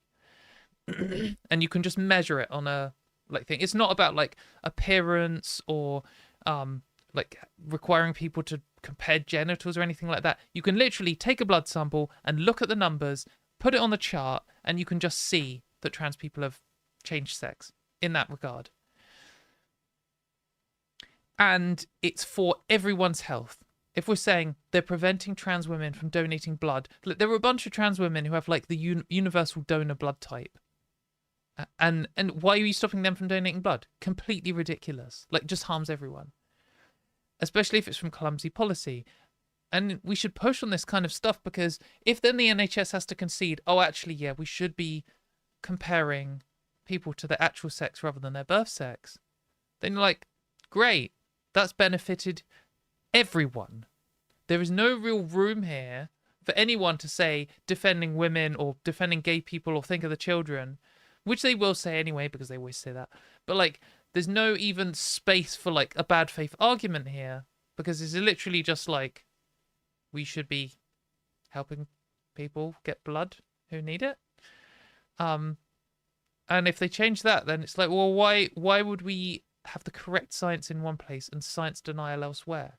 Like, this is an example of trans people changing sex. This is an example, a very clear and blatant one, where treating trans people as if they haven't changed sex is negative for them and everyone else.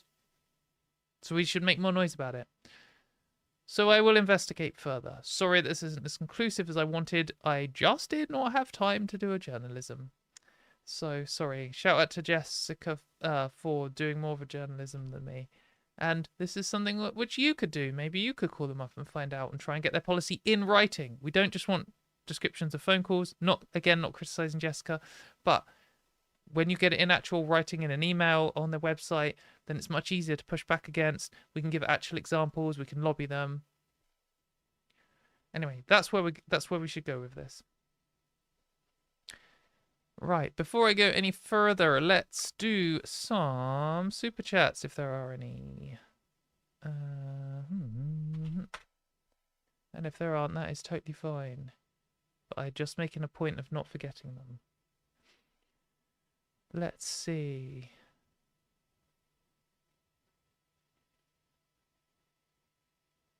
I think these ones are new ones. Man, I wish it had the correct date on these.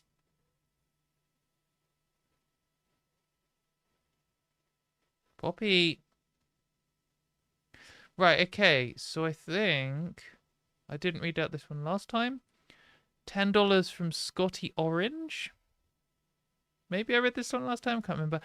First time catching a live stream. I've enjoyed your content for some time now. Thanks. Thank you very much, Scotty. That is very kind. Steve Byrne with £5. The patriarchy, billionaires, misogyny. 3 evils making women fight each other rather than look up at the people pulling the strings. Yeah, I think that getting, like, is there a better thing for people who want to oppress women than women versus gay people versus trans people? Like, what a fucking waste of time and energy and money when we could be getting everyone better rights. £5 from Pogged Up, who says keep it up. Thanks. I assume you mean working on this show. Rather than just like a football or something. I cannot do keep ups. I think my record is 2. And we've got a Sean Maths one, £5. Thank you very much. If 5f squared plus 4 or 5f squared minus 4 or both is square for natural f, then f is a... I wonder why you're picking f. Then f is a Fibonacci number, otherwise not. Interesting. Is interesting. Okay. Man, there's some weird patterns in maths that you just don't expect. That's pretty cool, actually. Right. How's everyone doing in chat? Who's not super?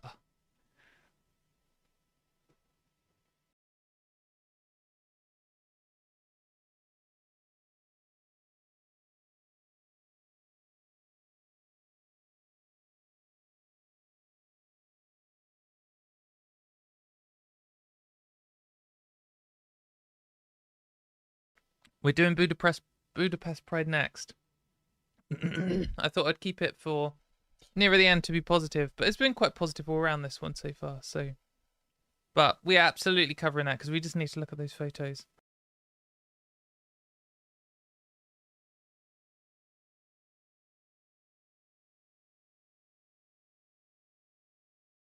Look at this little goblin. She's just sitting there on the floor, scratching at my skirt, being like, hello, I want some attention. Hello.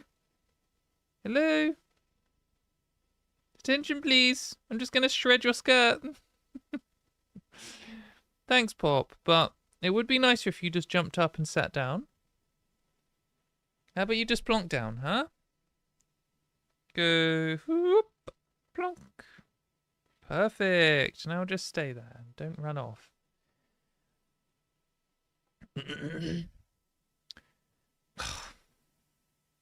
Come on, Goblin. You're slowing the show down for everyone else, and no one can even see you now, so you're not even a benefit to the show. Just a little Goblin. Come on. How about you settle down and you go to sleep for a bit, yeah? It's too hot for that, huh? God. Sorry, everyone. Just the stream is now an hour of me just talking to my cat off screen. She wanted a head scratch. See if I can do the rest of this show with cat in hand. That's not a euphemism, my goodness. So, sorry. Goodness. She is such a little goblin. What a nightmare. Putting her tail on the keyboard, everything. Right. Let's get this one translated. So you might have been following recently, Hungary banned Pride. So Viktor Orban is the leader of Hungary, and he's like a far-right dictator type. He has been voted in, and Hungary are in Europe, like they're in the European Union. So they've got like some level of democracy that they need to hold up, but he's certainly a Trumpy kind of person and is taking away people's human rights, and it's starting to become like contentious within the European Union. Anyway, he banned Pride altogether, banned Pride from happening in Budapest, which is the capital. Said that anyone who turned up would be fined and arrested. But not only that, the article that I was going to cover just before this, so shortly before the original date for Budapest Pride, the far-right group, so this is translated from Hungarian, the far-right group HVIM announced that it's going to have rallies on the day that Pride was meant to be held along the original Pride route, in order to intimidate anyone who might want to turn up for Pride. They got permission from the police. So there's some contention going on in Hungary here where Viktor Orban, who's the leader of the whole country, is like super anti-LGBT, but the mayor of the city said that he encourages people to go to Pride. But then the police have given permission to these like far-right Nazi types to turn up and intimidate people who do go to Pride. So yeah, quite stressful. I was talking to some people who live here and were very stressed by this because they were going to go to Pride, but it's like the far right is turning up. Like, how is this going to go down? So yeah, the quote translated from HVIM says, "Let's spend a pleasant shared afternoon together in Budapest in the spirit of accepting normality and protecting traditionality." So, you know, classic Nazi style dog whistles. Like this kind of thing, I don't know why they bother pretending. Like you're not organizing anti-LGBT far-right meetups on Pride in the same place as Pride if by accident. Like, they've done this on purpose and everyone knows it. They also indicated, they reported the mayor, they had anyone who does not comply with their rules will be moved by the police. The rules state the following: we welcome white, Christian, religious, and heterosexual men and women to our events. Anyone who does not agree with the concept of traditional family, thousands of years of basic principles and normality, and the goals of HVIM is an undesirable person at our events. Our organisers will ask them to leave and exclude them from the locations of our meetings. I mean, I take back the comment about dog whistles. They fucking said it there, didn't they? My goodness. Kind of refreshing to hear them say it out loud. Like, why can't the gender criticals in the UK just say it out loud like that? It would be terrifying if they felt confident enough to do it, but at the same time refreshing that we didn't have to deal with all this like lying and subterfuge all the time. We inquired with the police in the capital regarding the meetings and the police measures mentioned above. In response, they wrote, similar to the previous information, that 3 private individuals had announced a rally on the same route as Pride, in part or in whole, and the police took note of these as they did not violate the assembly law. So the police are protecting them. So yeah, this was kind of stressful. I mean, these people are Nazis, right? We welcome white Christian and heterosexual men and women. Like, yeah, scary stuff. I was scared for the people I knew who were gonna go to this.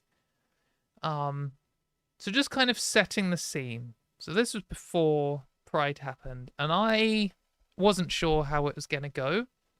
I wasn't optimistic, but I wasn't pessimistic. I was kind of neutral and hoping that there wouldn't be too many arrests and people attacked by Nazis.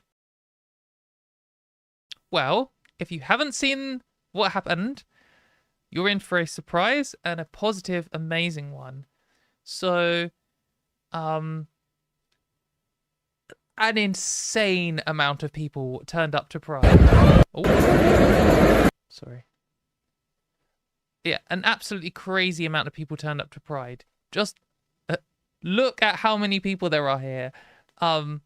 Just absolutely amazing. Oh, God, sorry. I don't know why these aren't muted. I swear I muted them already. Like, just look at it. Look how many people there are there. And from what I understand, they changed the march route. So all these, like, Nazi groups were stationed around, and they didn't get to interact with any of the thing because they like changed it. So that's also amazing. But there was so many people here. I also heard that there were hardly any, in comparison, hardly any Nazis showed up. One is too many.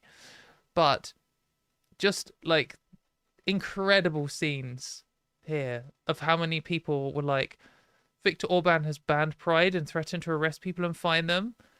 Get fucked. Look at it. Just, you really need to just take this in because it is incredible. Like, I sort of woke up to these pictures and man, it's giving me energy now looking at it. This is like how you say fuck you to authoritarianism. What is so incredible about this? We've got a Guardian article here. Do we have more videos? Yeah.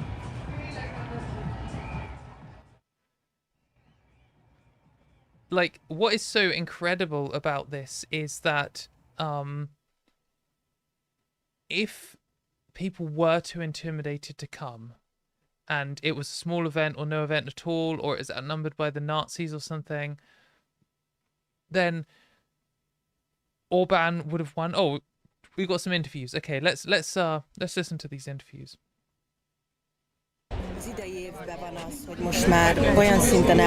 Okay, well, they're in Hungarian, obviously.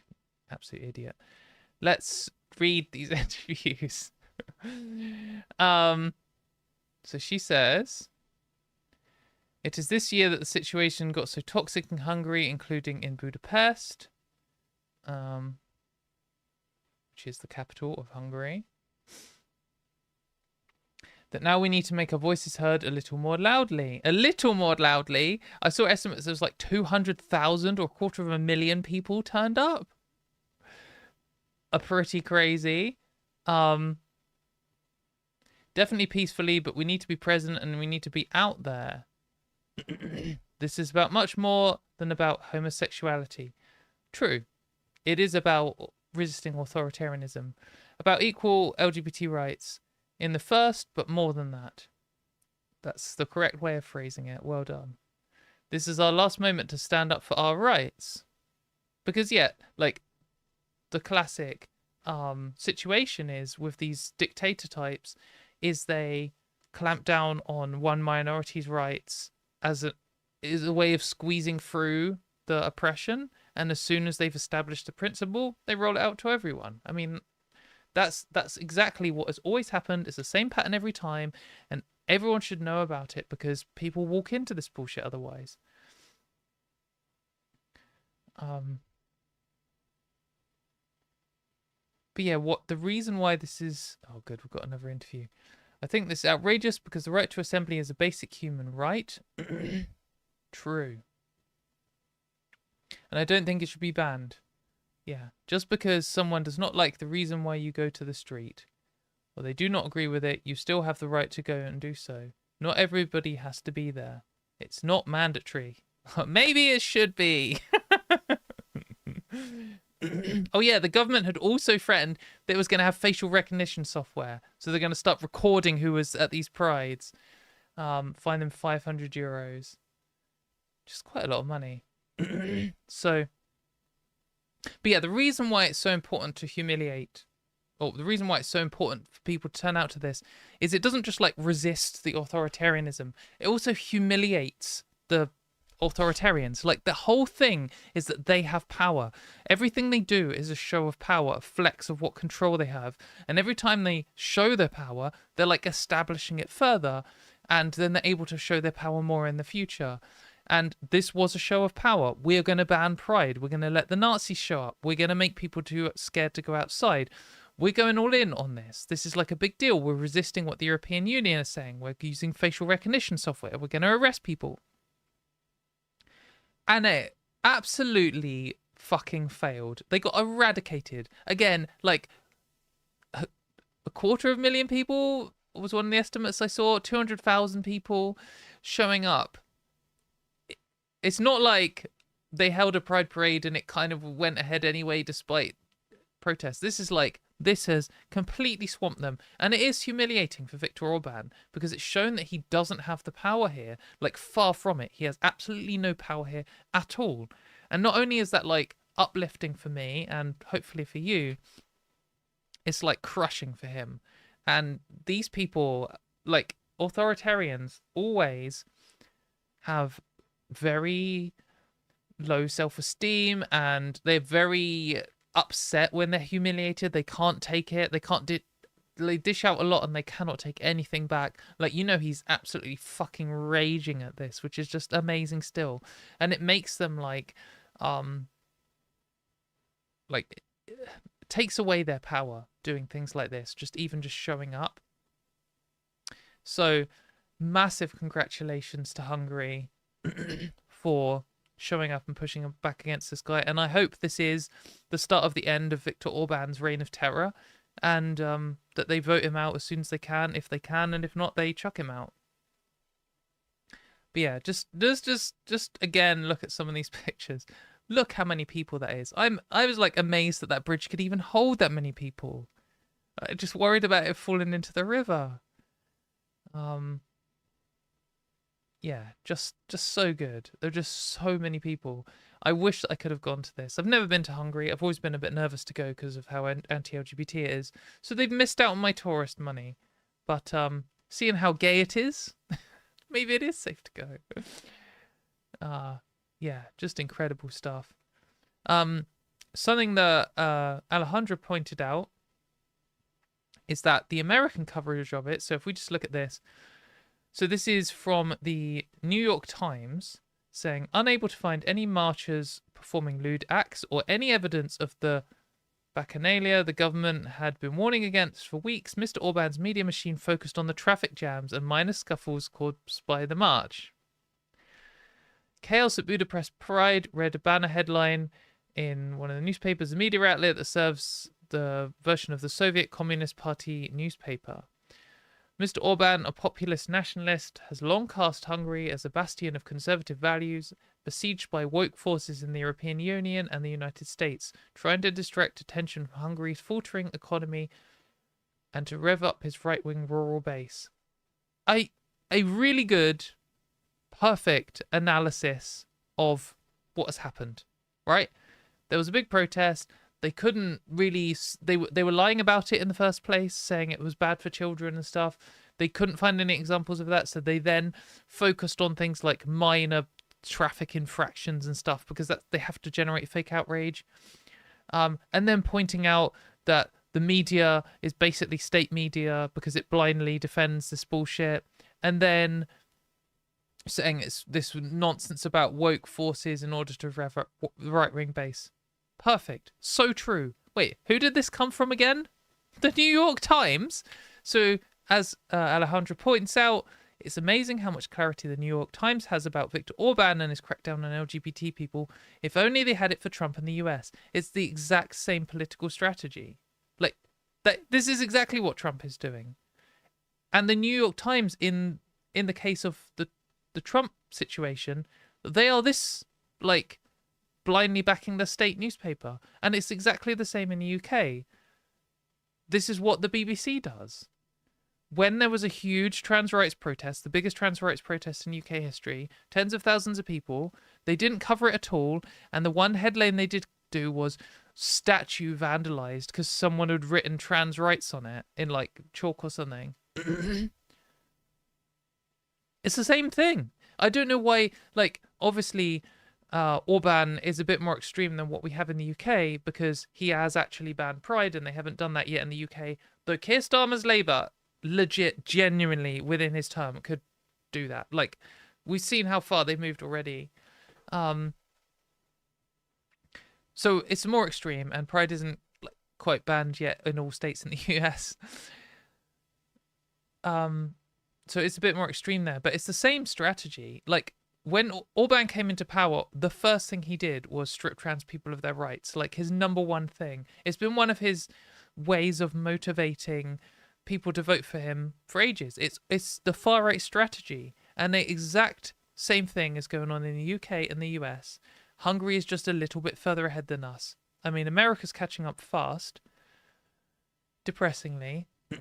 May even overtake. I don't know if Hungary has concentration camps, but the UK is catching up fast with Hungary too. And we can all see it when it's Hungary, because Hungary is foreign enough that when we look at it, we're like, oh yeah, this is a crazy power-hungry dictator who hates LGBT people and is using attacks on LGBT people to build support from the far right and to crack down on everyone's human rights. That is obviously true for Hungary. So why isn't it obviously true for the USA? Why isn't it obviously true for the UK? What's the difference, other than they're further along? Why is it that when I watch all of these, like, UK liberal YouTube channels talking about the Keir Starmer government, they talk about attacks on immigrants, and they talk about, like, fiscal policy, and they'll talk about even the attacks on disabled people sometimes, but they don't mention trans people and attacks on trans rights. And they'll look over at all these other authoritarian governments and say how bad they are. Why aren't they speaking up about it? Why aren't people saying, look, trans rights is being used as one of the top 3, like, motivational reasons to give the far right power and to some far right support? Why aren't you, in other countries, why aren't you pushing back against it in your own country? It's just incredibly frustrating when they're like, the Labour Party is moving far right and that's causing them to attack disabled people and immigrants. And LGBT people. Come on, wake up. This is happening here too. The most anti-LGBT government of my lifetime is right now in power in the UK. Probably that's true for the USA as well. Yeah, it's just a fundamental part of it. But anyway, just like in Hungary, the more they crack down on us, the more we'll stand up to it. And we will have 200,000 people on the streets and get fucked, Viktor Orban, you piece of shit.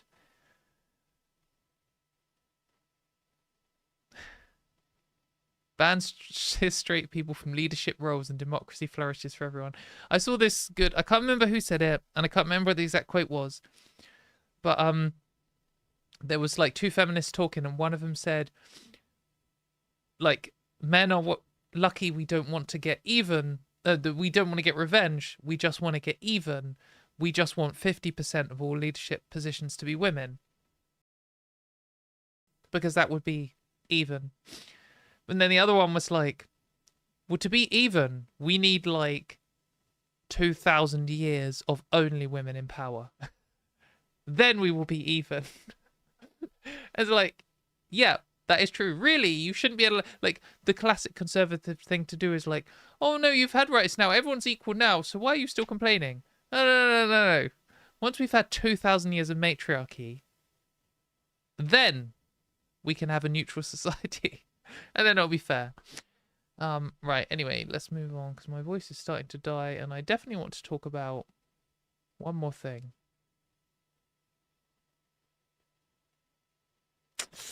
I want to talk about both these things. I'm not going to talk about both these things. My voice is dying, and we have to talk about one of them. I just haven't read this one enough. I'm going to have to comment on this other thing and just come back to this other thing again. I know I said this last week. Anyway, ignore this. So I just want to talk to you about how there aren't really difficult questions from gender critical people. I think a lot of cis people feel that they support trans rights, but they're a bit wary about some topics coming up because they don't really know how to answer it, and they might get pushed into like a rhetorical trap, or they don't really know how to defend things, or even they feel like, oh, I don't know about trans people in prisons. I don't know if I really agree with the trans people on that. And you might feel like you don't want to speak up because you're worried about these like difficult questions. And I just want to show you that there aren't any difficult questions. You just need the right like strategy to approach them. And once you've answered a few of these things a few times, it becomes like obvious what they're doing and quite easy to get them to say the most horrific things out loud very quickly. And I just wanted to give this example. We are basically just going through an argument I had with a dickhead, but it's not just to show this specific dickhead, it's to give an example of like how you do these arguments. So I started off with the whole core premise of the gender critical nonsense about toilets is just so obviously rubbish. Okay, so there's a trans person using the toilet next to you. So get a fucking life. And obviously my point here is it doesn't actually matter if the person next to you is trans or cis. Like that alone doesn't affect you. And that's all that's going on here. Like I use public toilets all the time. I use the toilet at work. I use the toilet in service stations and stuff. And I just go in and do a wee and then wash my hands. Like it's never affected anyone. And it's very hard to defend the argument that you are affected by a trans person existing near you because it's stupid. Like it's brazenly stupid. So the only thing that a gender critical person can do is escalate to extremes to try and go to some, like, obviously every single trans person uses the toilet every single day, non-issue. So they've got to pick like one extreme example, some corner case in order to try and have an argument at all. So they say, when Ilsa Bryson is eventually released from prison, what toilets should they use? They. I think she's she, her. But anyway, irrelevant. Here they've picked someone who is in prison for raping someone, which is horrific. So you might panic here and be like, oh, yeah, I don't know, like, good point or whatever. So before, like, if you worry this is a difficult question, it isn't. And I'll show you how I've responded. So I have responded with a question, which can seem like deflective, but it isn't. And I'll show you why. And hopefully it points out, obviously, straight away what the issue is based on what their response is. So I said, which toilet should gender-critical activist Lily Cade use today, given that she isn't in prison, despite allegedly, should say here, allegedly raping multiple women in the women's toilets, or allegedly sexually assaulting multiple women in the women's toilets. And we were just looking at some of the allegations here. So there's one lady who says that Lily Cade ended up raping her, and another one says that she was penetrated without consent, and another one said that she was sexually assaulted in the bathroom stall directly after Lily Cade had assaulted another girl. So those are the allegations. And Lily Cade also called for the lynching of a bunch of people as well. Like, crazy, horrible person. And the gender critical person, and the argument that I'm making here is, regardless of what you think of the success of the prison system in the US and the UK, they are terrible. I'm not delusional enough to think that people go into these prison systems and come out reformed or rehabilitated. But if you're like, if there's a defense for prison at all in any form, it would be that they should be rehabilitative, and that people who are too dangerous to have in society should go there and only come out when they are safe to be in society. And someone who is constantly sexually assaulting women, allegedly, or someone who has actually been convicted of raping women, aren't safe theoretically until they have been rehabilitated some. So the point is here is, if Lily Cade or anyone else who is a cis woman has sexually assaulted or raped women and goes to prison, when they come out, should they be forced to use different toilets? Like, is that an extra burden we put on people who are released from prison? Like, theoretically, people should be rehabilitated when they're released, or at least not a danger to people. And if they're not, do you think that banning cis women with convictions of sexual assault who have gone to prison, who have then come out of prison, do you think banning them from the women's toilets is going to achieve anything? Do you think that will deter them from reoffending? No, of course it won't. If you want to make a policy change to make people safer from convicted sex offenders, it should be making prisons better at rehabilitating. And why should that be any different for trans and cis people? Like, that's the argument I'm making here. Like, I have happened to have picked a gender critical person to dig at them. You might not know a gender critical person who's done this, but this is an example. But importantly, the point is, there are cis women who have done this thing. So should they also, like, are you worried about them reoffending? And they responded, the female toilets, because she is female. When multiple trans rapists are eventually released from prison, what toilets should they be used? Answer the question. Like, completely revealing instantly, they do not give a fuck about the women involved in this at all. Like, they're coming up and saying, what should we do with trans people who are a danger to women? Like, well, my answer is, what should we do to cis people who are a danger to women? We should do the same thing for both of them. And they don't think that. They think that a cis woman who is a danger to women should just be able to use the women's toilets. No issue. They don't care about that at all, because that isn't what they're arguing. And I think this alone just exposes them as a fucking idiot to anyone who's passing by. But I am aware that this can look deflective. So, like, they've got this answer the question thing. So I've just, like, reiterated, right, so you think that people who have allegedly sexually assaulted, or in general rapists who have haven't seen any justice and haven't rehabilitated, should just be free to offend again because they're cis, but are angry that I think that the whole point of prison is rehabilitation, and are still pretending to care about women's safety. Joke. And then they say, in response, you're arguing that male serial rapists should be free to use female facilities if they want because they've been to prison, and you think I'm a joke? No, I don't think that. Obviously, I don't think that. And I think it's clear to anyone passing by again, the whole point that whenever you're doing an argument like this in writing, on the internet, the only reason you should engage with anyone like this is so that passers-by see it. Because someone like this, they're not capable of rational thought. They don't give a fuck. They'll contradict themselves and, like, change position on a dime. They'll lie. They don't care. That's not who responding to these people are for. It's so that passers-by see it. And I said, we shouldn't be releasing anyone who is a danger to the public. Like, why? You know, what is the point? What are we doing with prison if we're putting dangerous people? We're saying this person is too dangerous to be on the streets, so we're putting them in prison, and then we're releasing them. Like, where's that justification gone?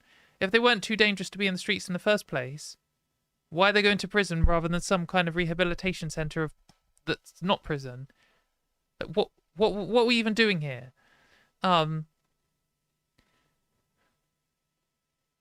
So, and then I said that, like, you know, like your mate Lily Cade is today, the one who you just explicitly said should do the very fucking thing you're pretending to care about. So yes, you're a fucking clown.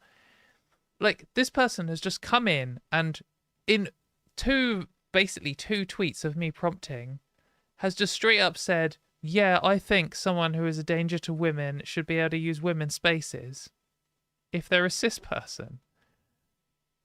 And then they've tried to say that I'm saying the same thing, but about trans people, but I'm not. So, and I think this is just how you should always approach any difficult question for a gender critical person. Don't accept their initial premise. Don't dive into some ridiculous, extreme hypothetical that they're trying to trap you in. Just step back and look at the general case and be like, what should we do for anyone in this situation? Should we be banning people from things in general in this situation? Will it actually help? No. Like, another classic one is like, should we be giving trans healthcare to prisoners? People are like, oh, I don't know. Like, should we be giving healthcare to cis people in prison? Should we be giving healthcare to prisoners in general? Yeah, because why should taking someone's healthcare away be part of the punishment for whatever crime they've committed? That's just like an extra torture on top for some people and not others. If you're saying that forced detransition should be part of the punishment for trans people, why shouldn't forced transition be part of the punishment for cis people? It shouldn't, because it's disgusting, but it shouldn't be for trans people either. You just got to look at what they're actually trying to imply generally, and then just answer the question straightforwardly, how that is. So when they say something like this, what about this crazy corner case situation? Just like, well, okay, what about the general case? What are you actually saying? And they will always say something stupid because they don't have any real positions and they're idiots and they're driven completely by hate all the time. So, yeah, that's my, like, advice for answering this kind of question. Oh, we've got someone in chat who is, I can't tell if they're joking or not. They say, the point is, if you allow any man to identify themselves into women's spaces, that's not helpful to anyone, including trans people. What does that mean? Any man identify themselves? What are you talking about? What we are, the situation we want is the situation we had in the UK for the last X decades, which is people should use the spaces that are right for them. And that's what's been working since longer than I've been alive. And trans women have used women's spaces since longer than I've been alive, and it's not been an issue. How is that unhelpful? What would be unhelpful is creating some kind of regulation for that. Like, there's only actually 3 options for who uses, like, what spaces, who uses what public bathrooms. There is letting them decide which one is right for themselves, which is what we've had in the UK for as long as I've been alive, and which has been working fine. Then there is some kind of document check. That isn't, like, if you don't like this one where people choose themselves, you have to pick one of these 2. Some kind of document check or DNA test or something that physically prevents you from going in. Like, you would need some kind of toilet guards, or we need a robotic system, or doors that only unlock when they test your blood or whatever. Like, we'd need something like that, or we would need some kind of, which is like, this one isn't ever going to be practical, number 2, although that would be the gender critical ideal. So the only other left option that isn't let people choose what they want or have some kind of physical barrier, the third one is what J.K. Rowling recently suggested, which is the public decides who they think is and isn't trans, and then you legally protect them to confront those people, attack them, humiliate them, put their details on the internet, whatever, and it's some kind of vigilante system. Like, they are literally the only 3 options. There's no other option. Like, when people say, if you allow any man to identify as a woman, like, well, which of, like, what are you proposing? Like, what are you saying is the alternative to letting people transition and pick the spaces that are right for them? What do you want? Do you want it when someone, like, when I came out and I got to the point where I felt like I should be using the women's toilets? What do you want? Do you want someone there on the door checking and making their decision about what's right for my life? Or do you want some kind of legal test? They're the only, and neither of those, by the way, would be helpful for anyone. They wouldn't be helpful for cis women because you would have to have your documents checked as well as a cis woman, and or you potentially would be targeted by these fucking transvestigation vigilantes, which we've seen. I've got plenty of videos on this channel about that. Or, like, yeah, what are you proposing? Like, that wouldn't be helpful for cis people at all, and it wouldn't be helpful for trans people because obviously it'd just make our lives harder. Like, I feel like people think that how the world exists is up until yesterday there's been cis women and cis men, and that's it. And now suddenly out of nowhere trans people have appeared, and there's two types of trans people. There's a trans person like me who has surgically, medically transitioned, and then there are men identifying as women who are just normal cis men who just say, I identify as a woman. And then somehow society and the law works in this way where these people like have some kind of extra magic powers or super permissions from the state or something to just all of a sudden, on saying something, go somewhere where they know they shouldn't be. Like, it just doesn't. What are you talking about? That's just completely ridiculous. There have been trans people for longer than we've had like recorded history of trans people, of people. As far back as we go in history, there are examples of trans people. And in that time, certainly from before medical transition, but certainly since medical transition, trans people have been medically transitioning and then just blending into society. There have been stealth trans people for longer than I've been alive, and they've been using men's and women's spaces in society for all time,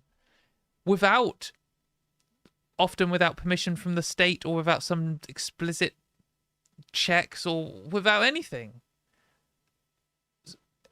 Like, I just don't know what the world people think there is, or they think there's just like two types of trans person. Like, when I first came out, it wasn't like the next day that I suddenly was like this, and it's not just a sudden binary jump. And I didn't wait until after I had surgery to start using women's spaces, obviously. And how would you even know? No one, I hope no one in my entire life has ever seen my genitals or any other part of my body that I didn't want them to see in public spaces ever. So you wouldn't even know. It's just such a completely ridiculous situation. Such a ridiculous, ignorant position to hold. This kind of idea that allowing trans people to use the right spaces for them is unhelpful for trans people. It's completely nonsense.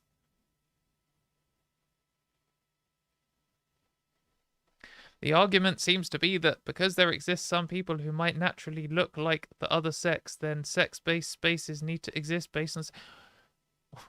Mate, what are you talking about? The argument is that we've had self-ID on public spaces longer than you've been alive. That's the argument. And it isn't an issue, and it hasn't been an issue. What are you talking about? How do you think toilets work? Have you ever shown your birth certificate to go to the toilet? Oh, what are you on? And what happens if a cis woman goes to the toilet and some dickhead thinks that she's a man? What happens then? Well, we know what happens. Previously, he would confront her, and then she'd be like, fuck off, and then he would either get violent, or potentially she would get the police involved. And now, the exact same thing happens, apart from J.K. Rowling supports people harassing her. That's what's changed. I'm talking about the continuum fallacy. Hey, what are you on about? Oh, goodness.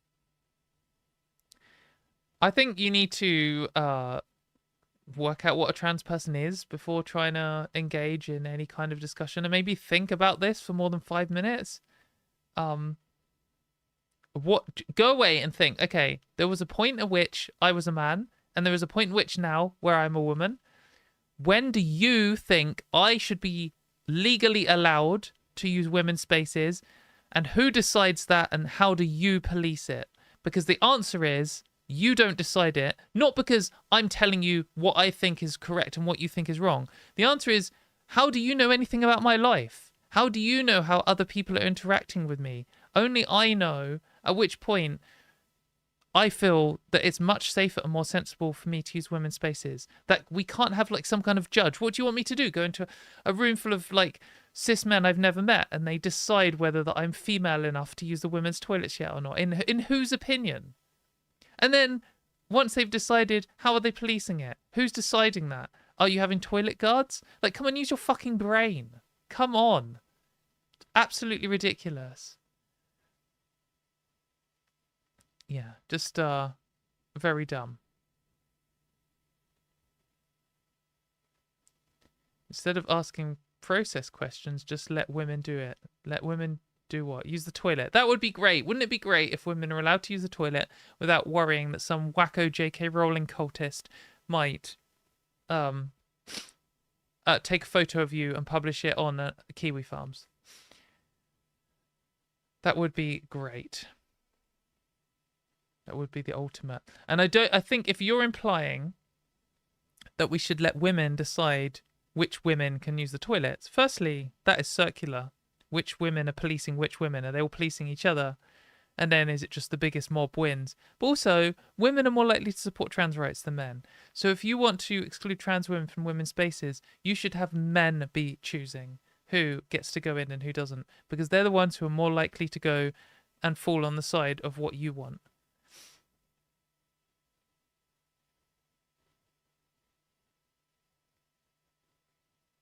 Right, okay. I don't know. That guy seems to have gone away. So... Oh, feeling a bit cringe that we slipped up on the second last thing that we ended up talking about there. I guess it just happens. It's just part of it. It's best to correct things in the moment and get it right and just do a shitter job of the show than it is to just be wrong and be like in a dodgy situation. I hope you agree. I'd really appreciate feedback on that if you want to send it to me. If you're still here and still watching. I thought it worked out okay in the end. Yeah, I hope so. Hope I don't feel anxious about it. And yeah, I did get a bonus shitty gender critical argument. I'll probably publish that one too.